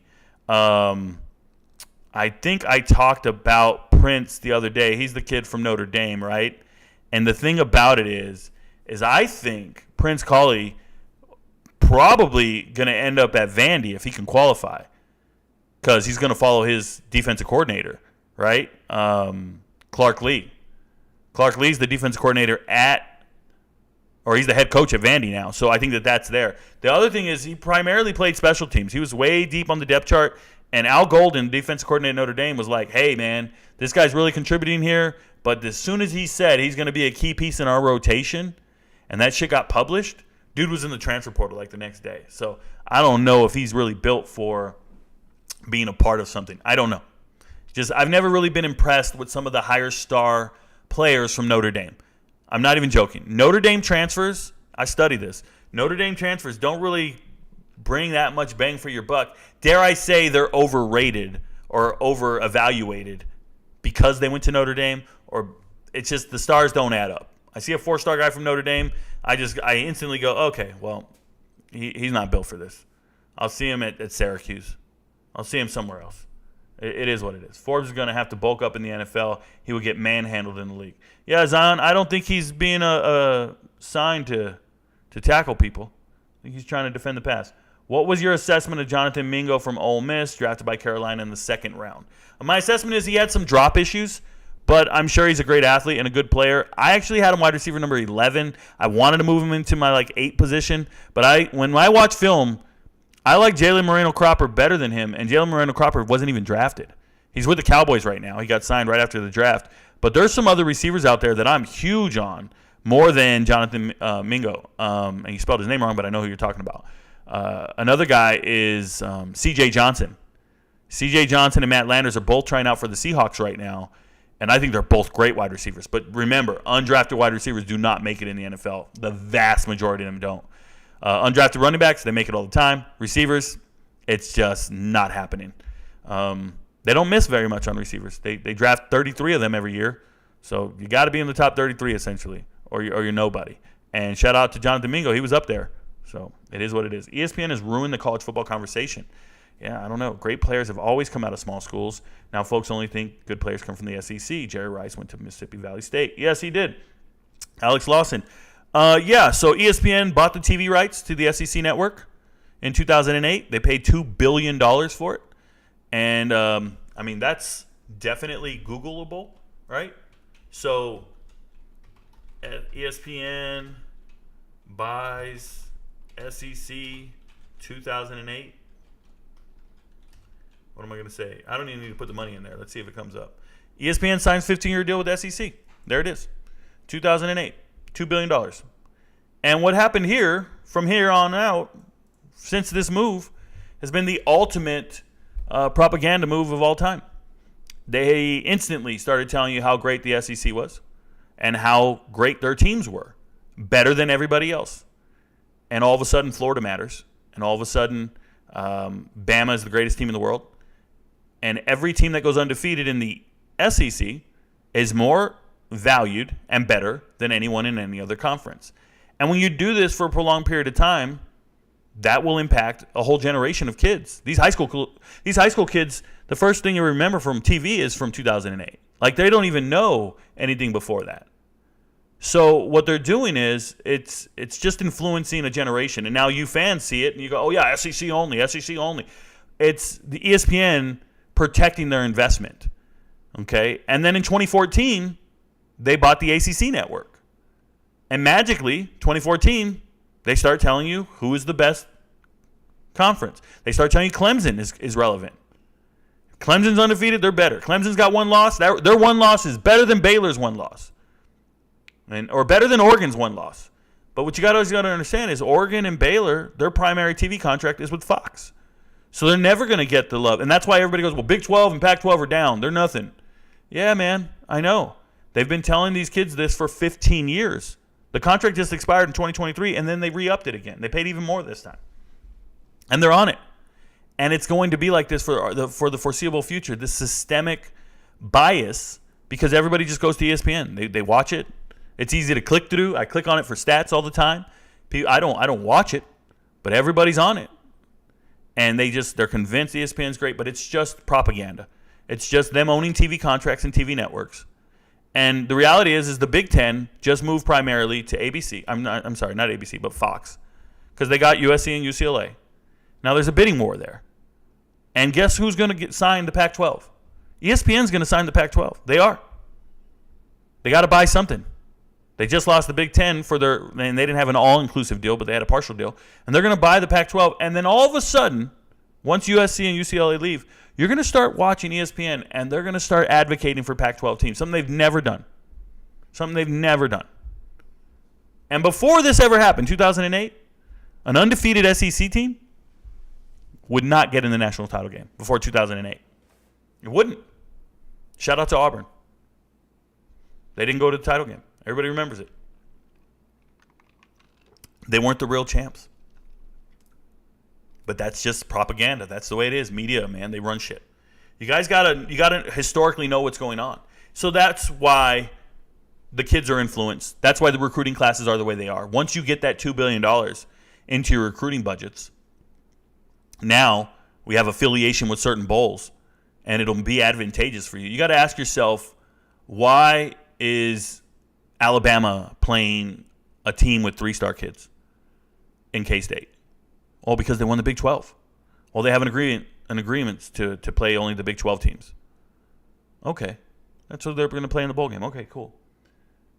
But 1 year, not too long ago, ESPN is screaming up and down to get Cincinnati in the playoffs because they're undefeated. Get them in the playoffs, get them in the playoffs, get them in the playoffs. Get them in at 4, get them in at 4. But it's ESPN's strategic plan to get them in at 4, so they have to play Bama, get blown out, and now Bama's in the national title game. You know, if you were a boxing promoter and you could choose the opponents for your boxer, you can make that guy go undefeated. He'd get all the hype. Shout out to Don King and everybody else. This happens in boxing all the time. You have an up-and-coming fighter, and you can just pick and choose his opponents, and he just keeps winning, right? Sometimes your promoter isn't Don King. Sometimes your promoter is ESPN. And they will advocate and they will trick the audience and everybody into making certain matchups that are advantageous for their fighter, for their team, for their conference. And the prime example is when Baylor gets ignored, when they're an all-time great team, right? Or when you start gassing up certain teams to get into the playoffs because you want to see a certain matchup. It happens all the time. It's why they were fighting to keep TCU at 3, or why they were fighting and not wanting to move to 4, right? Because they wanted Bama to move up. But then the committee didn't listen and put Ohio State in. It's crazy, guys. Like you gotta really sit down and analyze it. I've done it for years upon years. And now it impacts recruiting. It impacts the kids. So, yes, the talent on the field, there's no denying the SEC has great players on the field. But here's where it goes. The ESPN used to be the ESPN USA Today coaches poll. It's now the Amway poll, but Amway just bought the rights to the naming. But USA Today coaches poll was a part of the metric And the AP poll isn't anymore. And the AP poll, you can look this up historically, the AP poll used to be a part of the BCS formula, and then the president of the AP poll, he said, no, we're not going to be a part of the formula anymore because we don't want to be blamed or influenced for how teams are doing and what's happening at the end of the year. And there was this huge deal in 2004. You could go look this up. So AP pulls out of the poll, but ESPN was still there. And why this is significant is because every time you hear about Bama or Tennessee or Georgia or LSU, you're going to hear them say they have six ranked wins. The strength of schedule in the SEC is so hard. Da-da-da-da-da. And you're looking at it and you're going, are you sure? And you go look at it. Yeah, strength of schedule, look. And you'll see Bama beat Mississippi State. Bama was number 3 in the polls. Mississippi State was 25. They were ranked the 1 week they played Alabama. So Alabama beat a ranked team. Happens all the time. Every year. A team will sneak into the polls the 1 week they're playing one of the blue bloods from the conference. You got to ask yourself, like, who's not paying attention? And the problem is the preseason poll. Look at the preseason poll. The ESPN just released an FPI power index rating, and it's going to influence the preseason poll. And they put Florida at 21, and you're like, dude, I just saw Florida. Last time I saw Florida on the field, they lost 30-3 to Oregon State. They lost all the players that sat out the bowl game. They're gone anyways. The 20 players hit the portal. Richardson goes pro. Right? Shorter goes pro. Henderson transfers out. They don't care. They're like, hey, this team right here, 21. Yeah, they moved back up. They're ahead of a bunch of other teams. How? The recruiting class, that's just depth. They're not on the field. Think about what I'm saying, guys. It's propaganda. And it happens over and over. And it happened to Boise State for years. Boise State would win and go undefeated and finish top 5 in the polls. Every year. And then what would happen? They'd start in the preseason out of the 25 or in the 20 range. And have to earn their way all the way back up to the top again. It didn't matter. And in the year 2011, when they beat the brakes off of Georgia, crickets. Nobody talks about it. Nobody talks about it. The year Utah beat the hell out of Bama in a bowl game, nobody talks about it. Crickets. You got to ignore it. Last year, it happened. Florida State beat LSU. No one talks about it. Tennessee goes to overtime with Pitt in week 2. No one talks about it. So Pitt wins 9 games in the ACC, gets no credit for how well they played against Tennessee in week 2. But I got to hear about how Tennessee's resurgence, and they're so great. The only teams they really beat, they beat the hell out of the SEC, but they struggled with Pitt. It was a miracle. And then you look at bowl games, and everybody goes, well, bowl games don't matter. They do. Bowl games matter. Bowl games determine where you end the season in the final 25. Bowl games determine where you're at the end of the season.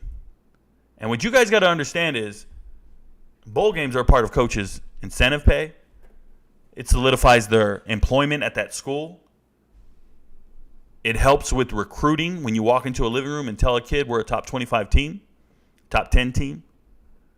Your final position in a poll, you are that rank all off season. Every transfer you talk to, every recruit you talk to, you are that rank. Bowl games matter so much.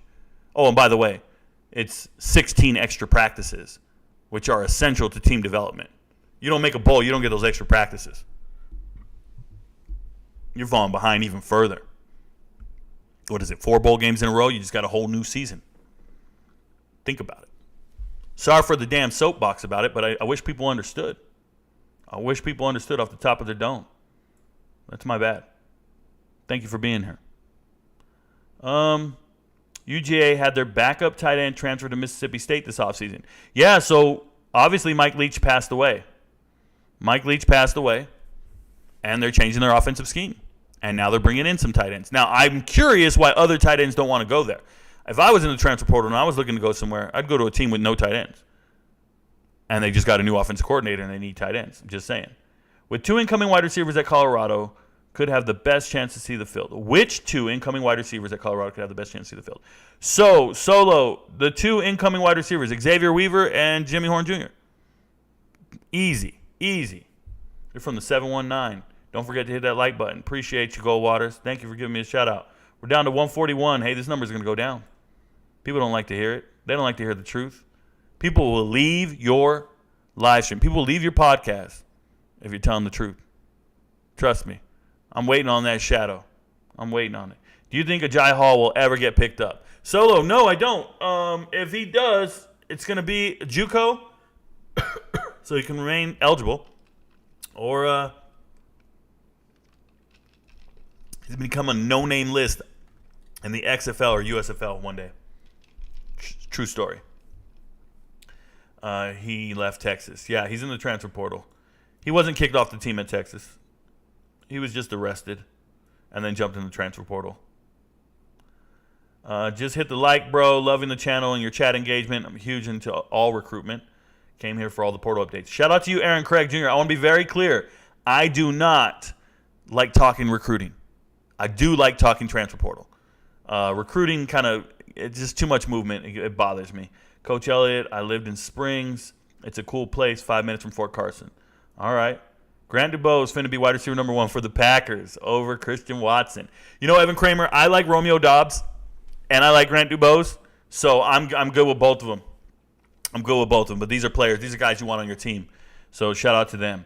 How many games do you think Colorado will win? So I've been on record for saying Colorado's going to win 4 to 6 games next year. I'm trending towards 7, y'all.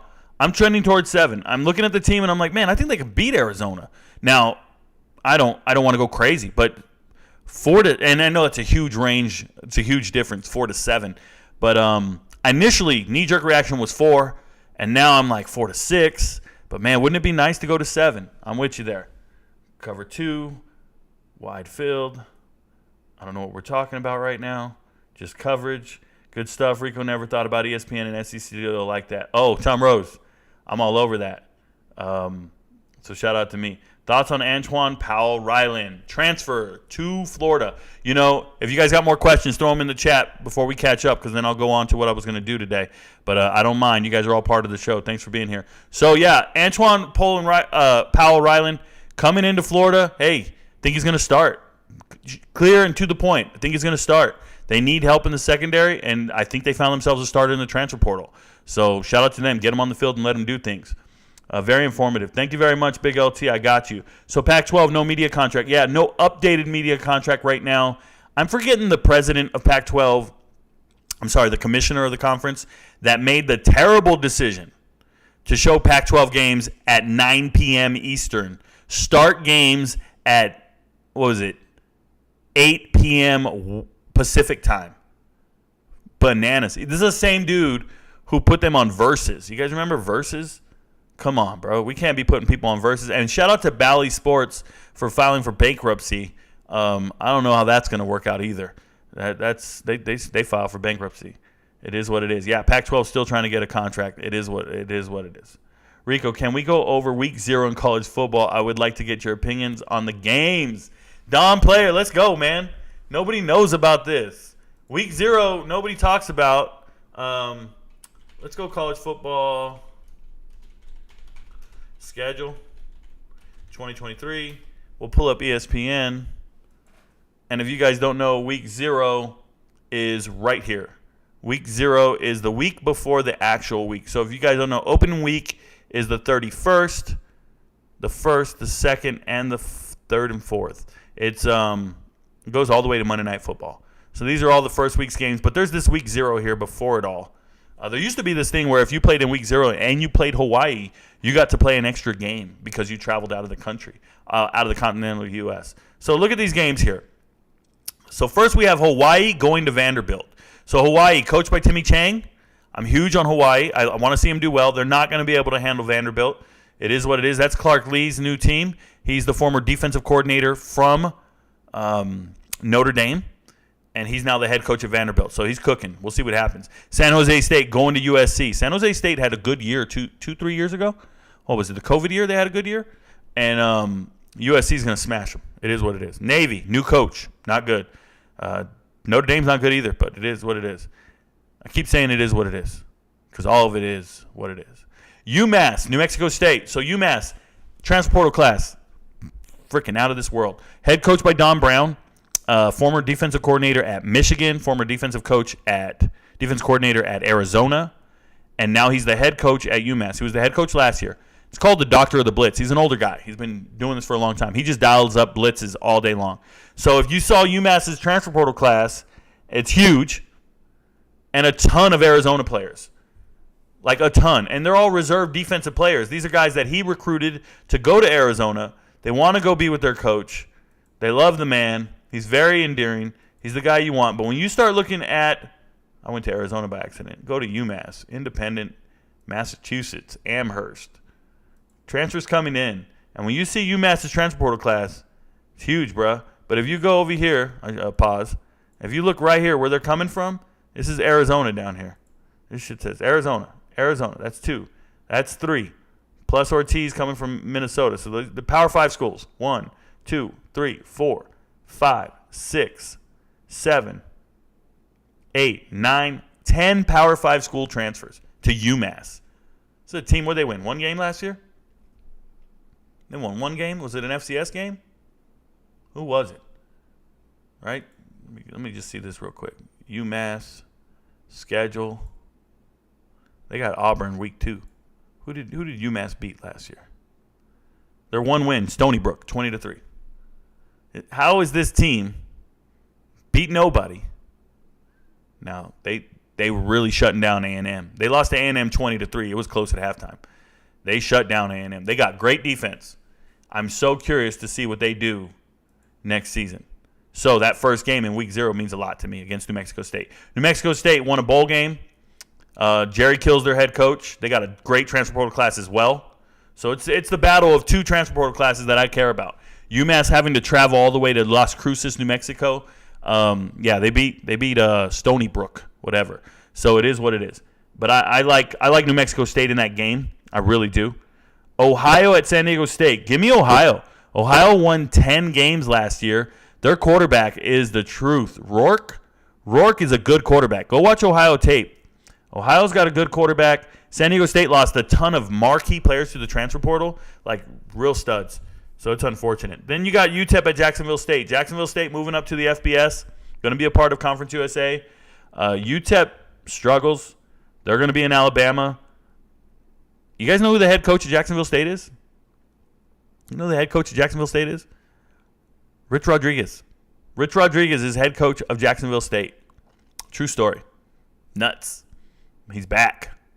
And then you got Florida International at La Tech. I like La Tech this upcoming season. They just got Hank Bachmeier. They got a ton of transfer portal players.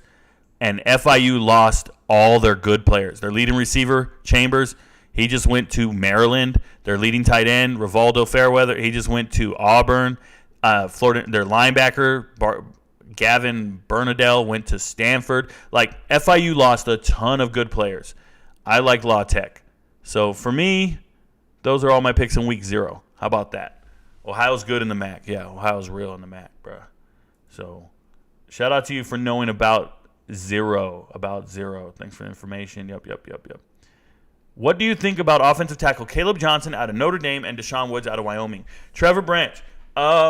Caleb Johnson, I really don't think anything of him. I really don't. Nothing special. I try to watch tape. I try to do as much research on him as possible. I got nothing. As a matter of fact, I could check my database. I don't want to BS you. My database, Caleb Johnson. Spelled with a K, right? With a C. And here's what I wrote. Trinity Catholic, Auburn offer, or they're interested in him, but they're really waiting on Muskrat to make a decision. So Muskrat, the kid from Tulsa, he's the real truth. He's the real prize. And the whole offensive line of available players in the transfer portal, offensive line, the best one is Muskrat. And Muskrat leaving Tulsa, going to go play for Philip Montgomery at Auburn, right, if he gets hired, if he commits. Right now, Muskrat's choosing between South Carolina and Auburn. He's going to pick one of these SEC schools and go start. And Dylan Wade called him up and said, yo, bro, you can start for us over here. And Dylan Wade's coming in underclassman. But Auburn already has 3 good transfers that they got. Super senior Brighton coming over from Western Kentucky. And now you've got this kid, Caleb Johnson, just waiting. He's got to wait. Is Muskrat coming or not? And if he doesn't come, then Caleb Johnson's got a shot at Auburn. But this is a Florida kid, so he'd like to come closer to home. But I think he just gets a lot of hype. He's got high stars because he was 6'7", 300 pounds. Okay. Like, I'm cool with it. It is what it is. It's nothing special. As far as Deshaun Woods, the only 4-star, well, the second 4-star player. The first one was a guy from a JUCO. He was a 4-star coming out of a JUCO in the early 2000s. John Hawk never played a down for Wyoming. So Wyoming goes to Omaha, gets this kid, Deshaun Woods, 4-star guy, stud. He was going to go to Missouri, flips to Wyoming, and that's why I think he's trying to go to Missouri again. But he's got an issue. He sat out this spring because of grades. He's on probation right now. If he fails grades again, then he loses his scholarship. So he's got a grades issue. But I think, once again, all hype. 6'5", 290. It's just a 4-star kid who decided to go to Wyoming. And he wasn't the truth at Wyoming. He didn't play. He's a backup. He's a 4-star kid who redshirted. Pregnon was the truth. That's why he's at USC right now. So people just see stars in the transfer portal, and these kids aren't good. Like, they're not. That's why they're there. Like, some of those guys, that's why they're there. Yeah, that's how I feel about him. Yeah. I see him going to Nebraska. Go back home to Omaha. You got a new coaching staff in Matt Rule. They might be interested in him, but if he don't make grades, he's going JUCO. He's going JUCO for sure. Deshaun Woods will be stuck in the portal for a little bit. Bowl game for CU is the goal, honestly. I think that's the goal, Earl. I think that's a realistic goal. Go to a bowl game. It doesn't matter which one. I think that'll be sweet. That'll be the talk of the town for sure. And then go win the bowl. Something Coach Prime hasn't done. Win the bowl game. So what do you think of Omarion Miller, incoming freshman at Colorado? So Omarion Miller is a part of the recruiting class, and he's a wide receiver. And I tried to go watch – I watched his huddle film. I watched what I could. But when I tried to see this kid – let me see something right quick.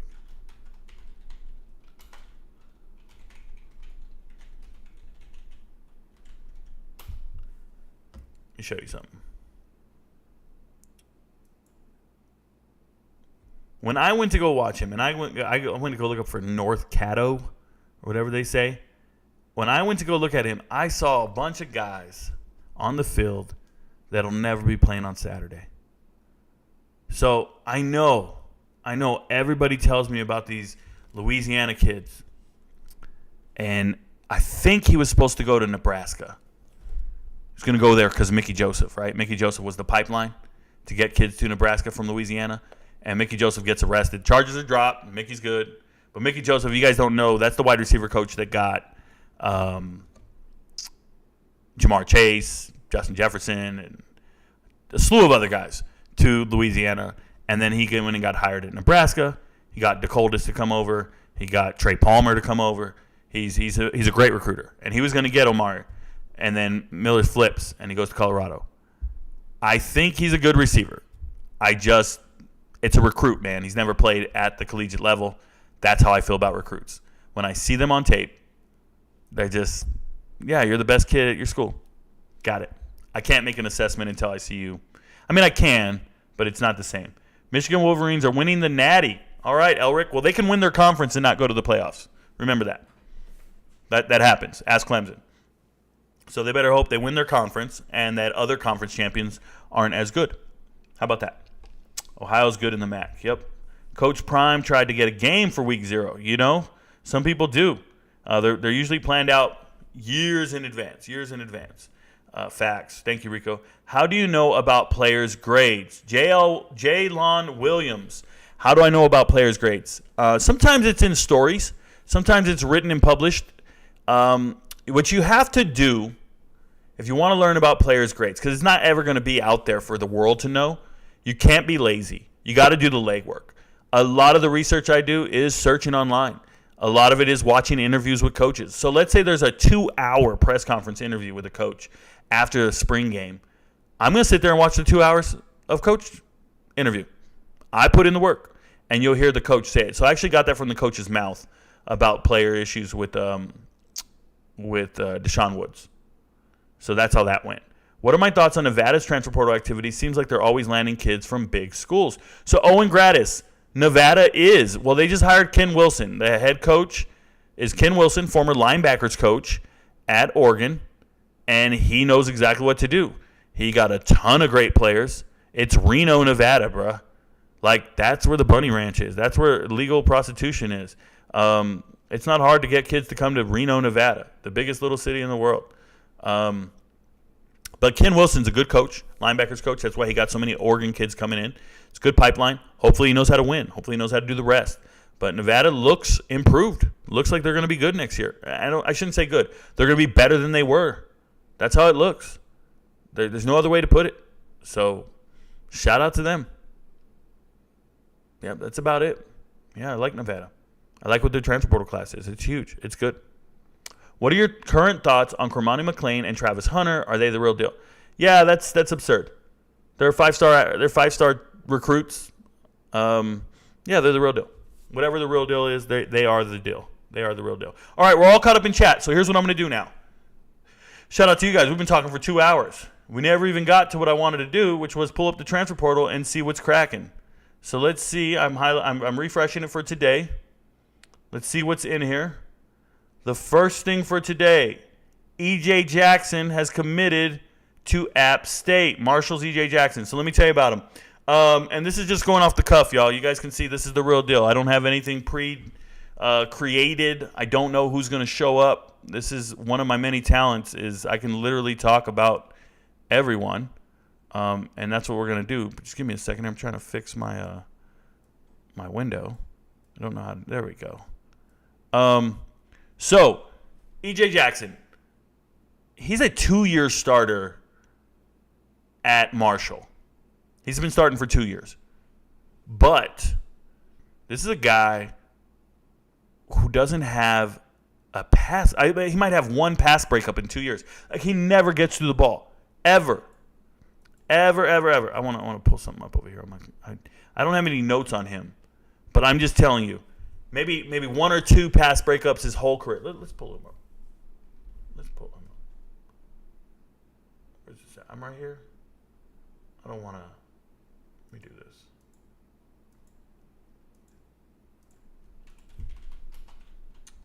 What's his name again? EJ. I've looked him up before. But let's go click on his stats. Anytime somebody enters the portal, I go look at him. Yeah, 6'2", 187. Look at that. He's played 2 years starting. No pass breakup. Two pass breakups. My bad. 2 pass breakups last season. I can't have you starting at safety and you got no pass breakups, no interceptions. For years. I can't have you there. You're just a tackling dude. It's crazy. So, nah. Good move. Shout out to App State for getting somebody from their rival, getting a starter from their rival. They know how good he is. They play with him. Let's go next. Arizona State quarterback Bennett Meredith is committed to Purdue. So this is the 4th string quarterback leaving Arizona State. He's 4th string. Maybe 5th. And he's not bad. He's a good player. I actually thought he was going to Charlotte. They had him 100% to Charlotte. So this is a flip, and this is good for Coach Walters. Now, Ryan Walters, new head coach at Purdue. His offensive coordinator, if you look here, it says Coach Graham Harrell. If you guys know Graham Harrell or you don't know Coach Dogie or Harrell, these are the guys. Offensive coordinator, quarterbacks coach. These are air raid quarterbacks from the early 2000s. These are Mike Leach guys. This would be the equivalent of getting, I don't know, Baker Mayfield. The equivalent of getting, I don't know how many yards Graham Harrell threw for, but it had to be 5,000 a year, 4,000 a year. It had to be insane numbers. This is like getting one of those really great air raid throwing quarterbacks. This is getting Patrick Mahomes without the Super Bowls, without the NFL success. So those coaches all know what they're doing. They all want a quarterback for the future, but they know how good Bennett Meredith is. So do I. I've seen him on tape. Bennett Meredith is a good quarterback. Arizona State just went way up in quarterback talent. They got Rashada. They got Drew Pine transferring in. They got Jacob Conover transferring in. And they got one more guy, Bourget, something like that. So they already had 4 other quarterbacks. This is your 5th guy, and he's good enough to go to Purdue. Yeah, there's a real quarterback room at Arizona State right now.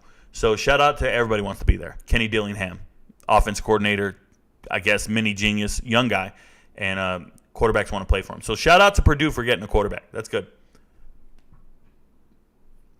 Houston offensive lineman Trevante Sylvester committed to Cal. Once again, Cal getting whoever they want because they have pocketbooks, because they have, I don't know, this spring they're getting a ton of guys.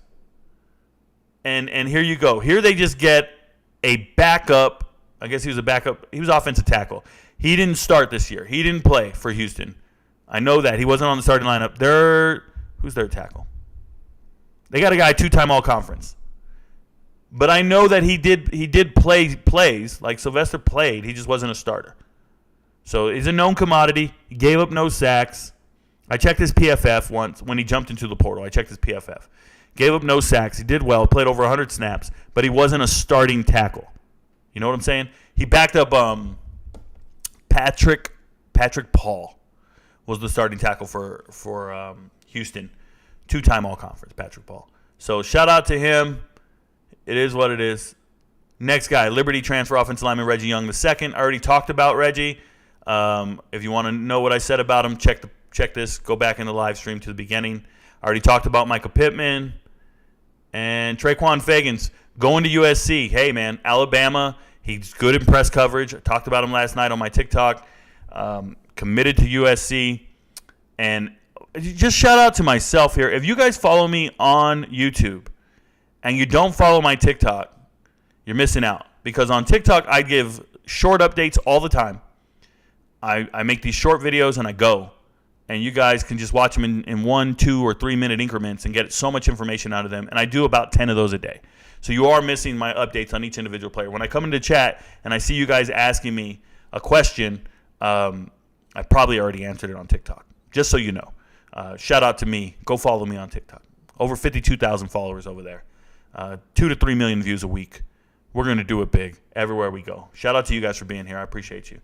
Back to the program. Traquan Fagans. He's got a younger brother, Brody. And his brother's a beast. And they both got offered by USC on the same day. So he commits to USC. Turns out his brother's going to try to go there in 2 years. So he'll probably be there for a while. Good news for USC, getting 2 great quality players. Shout out to Traquan. If you don't know Traquan, he transferred to Thompson, the top high school in Alabama. He transferred there for his senior year. He was poised and ready, in position to get viewed and scouted by everybody, and he did well. Red shirts at Alabama. Doesn't play. It doesn't matter. He's a good player. Cal transfer, Trey Pastor to Colorado State. Hey, this is funny to me. And this is why, and I'm going to tell you why this is funny. You see how it says Trey Pastor in the photo here? Trey Pastor is black. This is not him. So it's just a photo of a player at Colorado State. It's not him. Don't get it twisted. That is not Trey Pastor. Trey Pastor is a black dude. I think he's got an afro, by the way. That's kind of funny. But he is from Cal. He's a starting linebacker at Cal. He once was. He lost his starting job at some point, but he used to start at Cal. So him transferring to Colorado State's a pretty big deal. I remember out of high school, he was getting recruited by Fresno State, Cal, and maybe Stanford. And yeah, maybe. And the thing that's significant about that, and Nevada. And the reason that matters is Nevada's head coach at the time was Jay Norvell. And that's how the coaching staff knows him. So the fact that Trey's going to Colorado State, it's a relationship-driven recruit. He is going to a coach that recruited him out of high school. So, yeah, he should start for Colorado State. Sorry, I'm reading messages.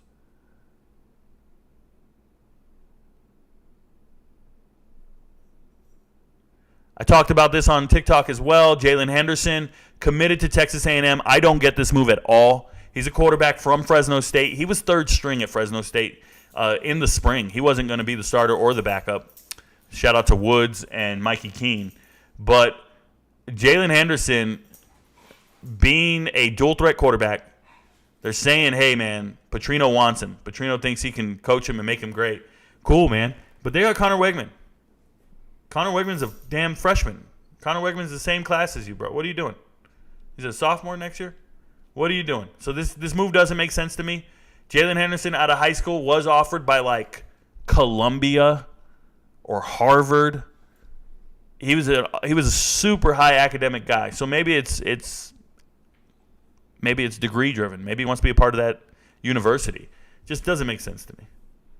Donovan Lester coming over from William and Mary, FCS school. So I tried to go find tape on him when he jumped in the portal. 500 yards rushing a couple of seasons, but this might be a hidden gem all the way around. I don't think UNLV needs running backs. UNLV is loaded at running back. They lost Aiden Robbins, 1,000-yard rusher. He just transferred to BYU. But UNLV has a kid in their recruiting class. I did a hidden gems video on him on my TikTok. He's very good. The kid's very good. So I'm surprised by this move. But you want to add depth to the room. You want running back by committee. Shout out to you. UNLV, if you guys don't know, they hired a coach. Is it Barry Odom? UNLV head coach? Yeah, Barry Odom. Former Arkansas head coach. He's the highest paid coach in the Mountain West. They better win. He's the highest paid coach in the Mountain West. UNLV is paying big money for an former SEC head coach in Barry Odom. He knows how to recruit. He knows how to coach. He knows what he's doing. He's not a joke. So be prepared for UNLV to be relevant in the near future. They have a good quarterback. There's a reason what's-his-face is transferring out. What's the kid's name? You guys know. Riley? Not Riley. Where's Mountain West? UNLV. Drawing a blank right now. I know his name. Harrison. Transferring out. I said it before he came up. You guys know the deal. Yeah, Harrison Bailey.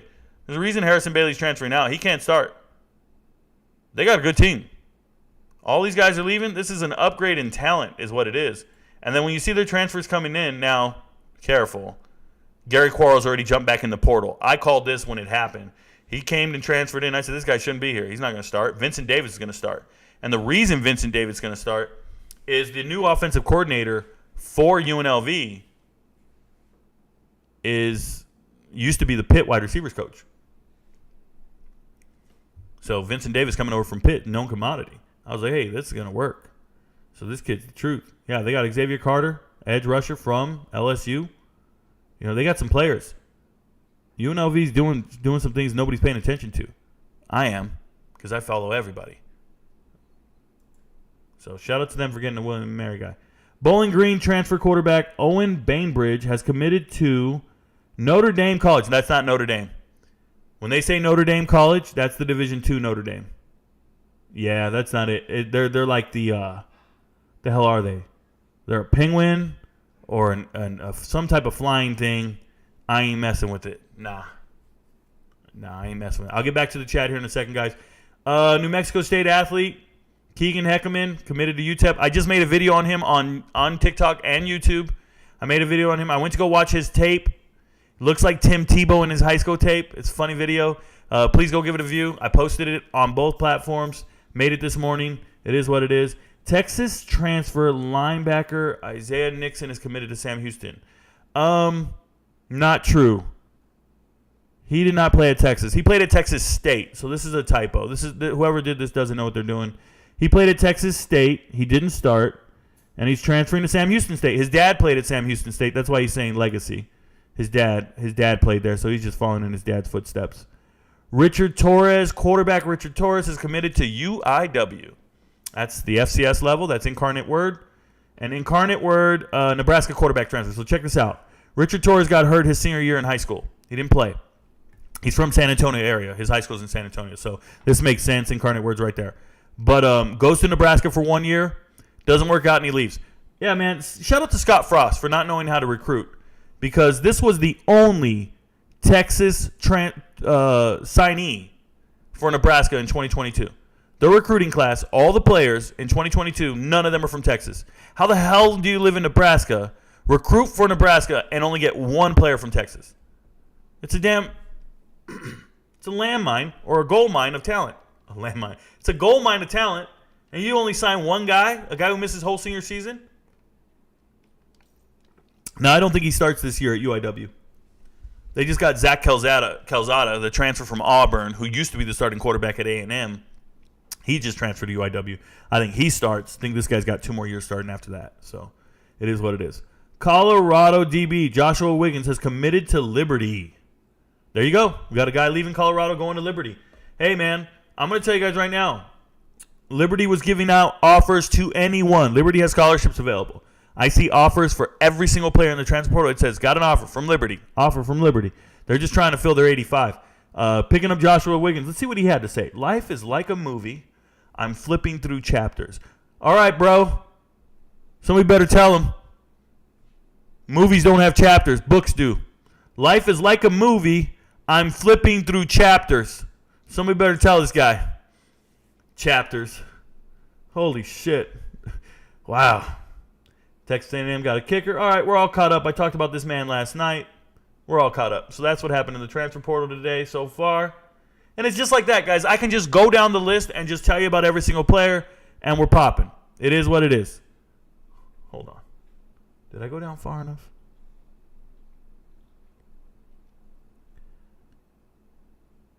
We talked about Crispin. Ooh. Look at that. Liberty transfer. He left Liberty.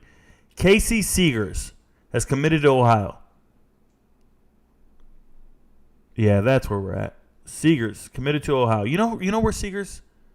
Seegers is crazy, man. This guy leaving Liberty. Out of high school in 2020, the COVID year, he was committed to Texas A&M. How the mighty have fallen. This guy was committed to A&M, and then at the last second he goes, "Hey, I'm changing my scholarship. I'm changing my commitment. My recruitment's open." And he ends up at Liberty. Hugh Freeze. Cool beans. Now you're at Ohio. Ohio's not a bad school. They won 10 games. But that's one more guy I knew I saw earlier today. I was like, what the heck? Okay, let's go back here. Back to the chat. If you got questions, we're going to close out here. Hopefully we know the best. Let's see what we got.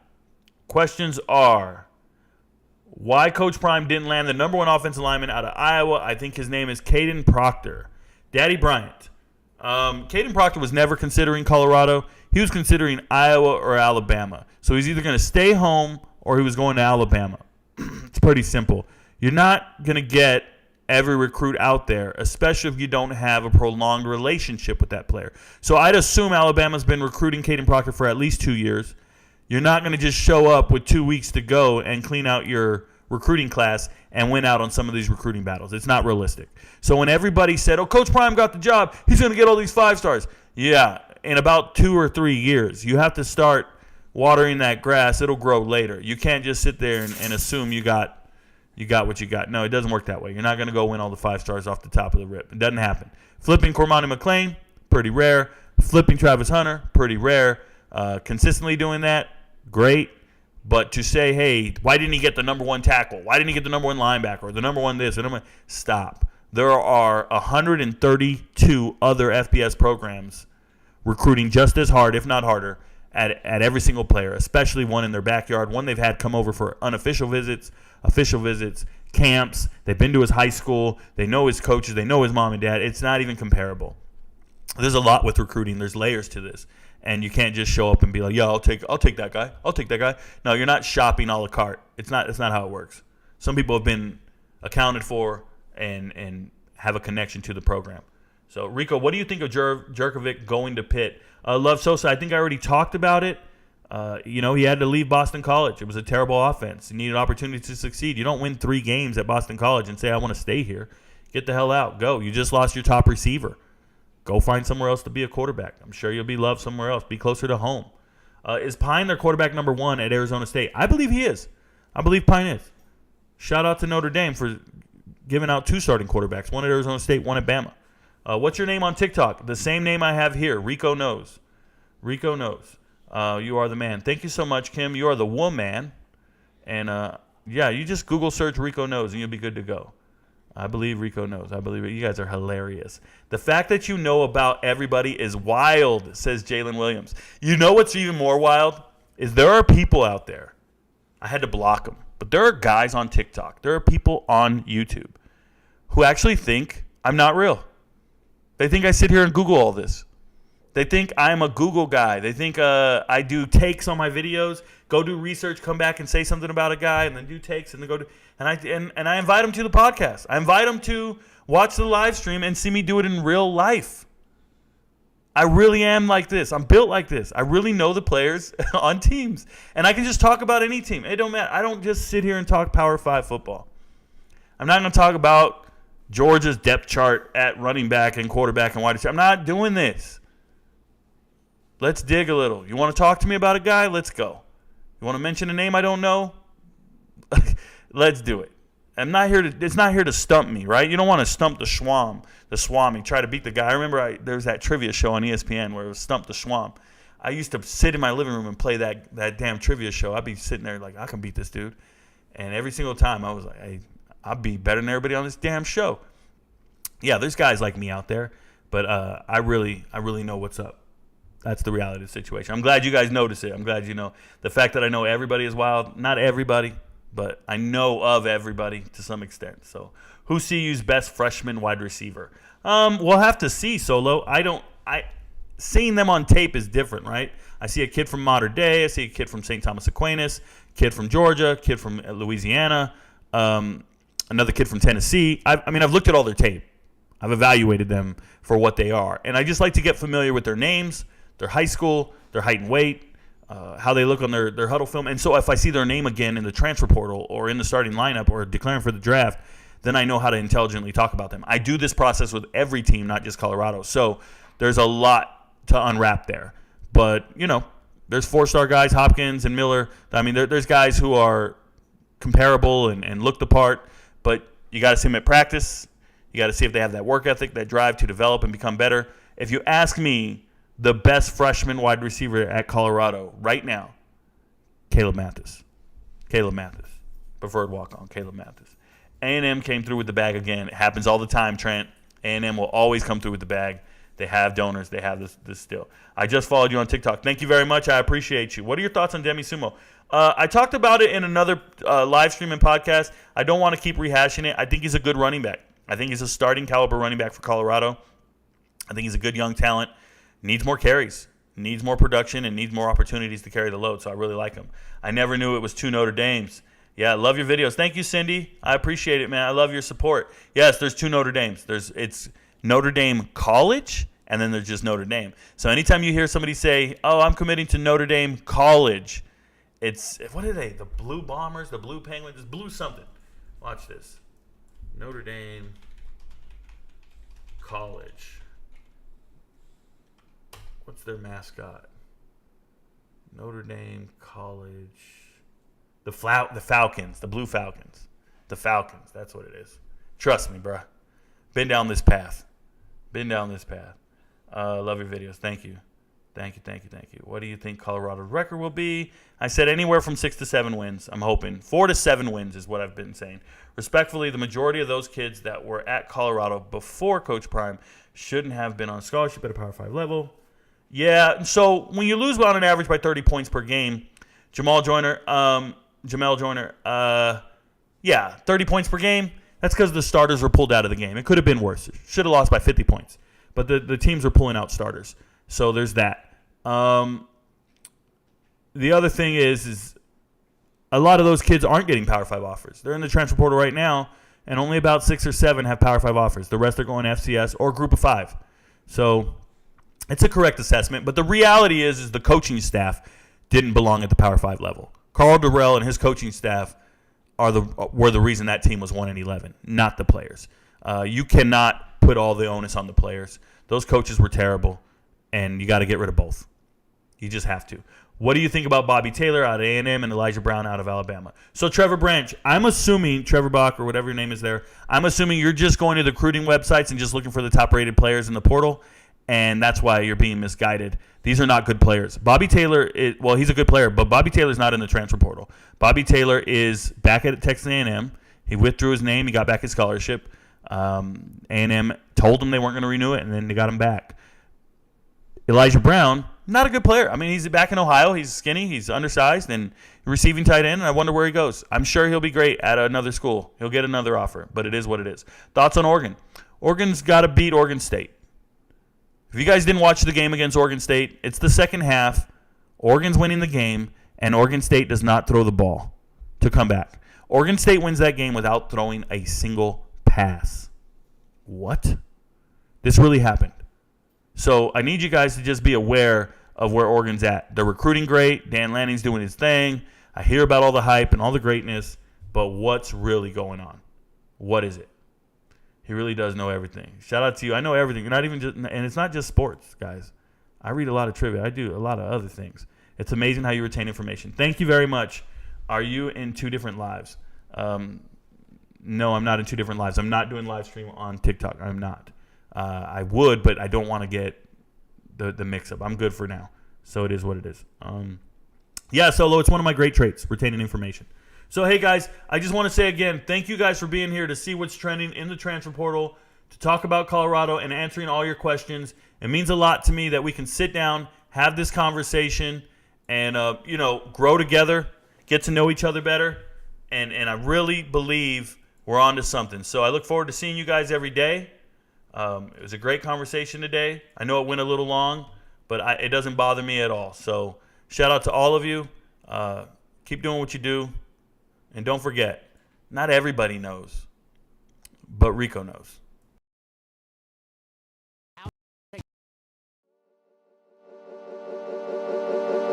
When they come, and they will, they'll come for you. I have an army. We have a Hulk. Oh, I thought the beast had wandered off. You're missing the point. There's no throne. There is no version of this where you come out on top. Let me infiltrate the beat, concentrate the heat. If you ain't on my level, fuck it, let me be. I'll be going till it's all in motion, talking killing rappers, then I hit my quota. And my train of thought is more a locomotive, talking reason for it, I got locomotive. Used to be on a revenge tip, on a stun on my ex and a friend's tip. I was Spider-Man whipping the black suit, I was powerful but almost lost Luke. Blurring the line between human and artist, try not to change but I swear it's the hardest. I swear when you're up they turn you to a target. Home was a trip, my life ain't when I'm talking. So, what it take to be an icon?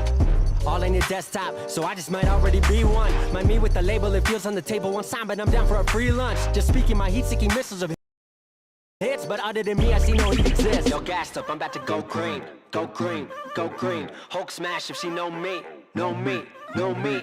Write it to life like I'm Stan Lee, Stan Lee, Stan Lee. If life's about to be a Cold War, I'm the hero that they asked for. Green, I'm about to go green. I'm about to go green. I'm about to go green. Get the fuck back, I'm about to go green. I might begin making a feature Iraq. Cause when I hit your beat, I turn shit to Iraq. Dropping bombs like I'm cursing you out. This your house, then I'm kicking you out. Quiet as a mouse, came in the game, not a word is out that I've been lighting the flame. Shit is potent, don't you know it? I've been flowing steady, growing till they know the name. Saw it ahead of time, knew that I'd get to my losing myself in the view that some window pain. I swear I'm all about peace, I'm a positive person. Wasn't always like that, you know it took me some learning. They asked me how I push a positive light, how I keep my composure through internal fights when addressing the mic through these dark nights. Where the Bruce Wayne, what a trick me.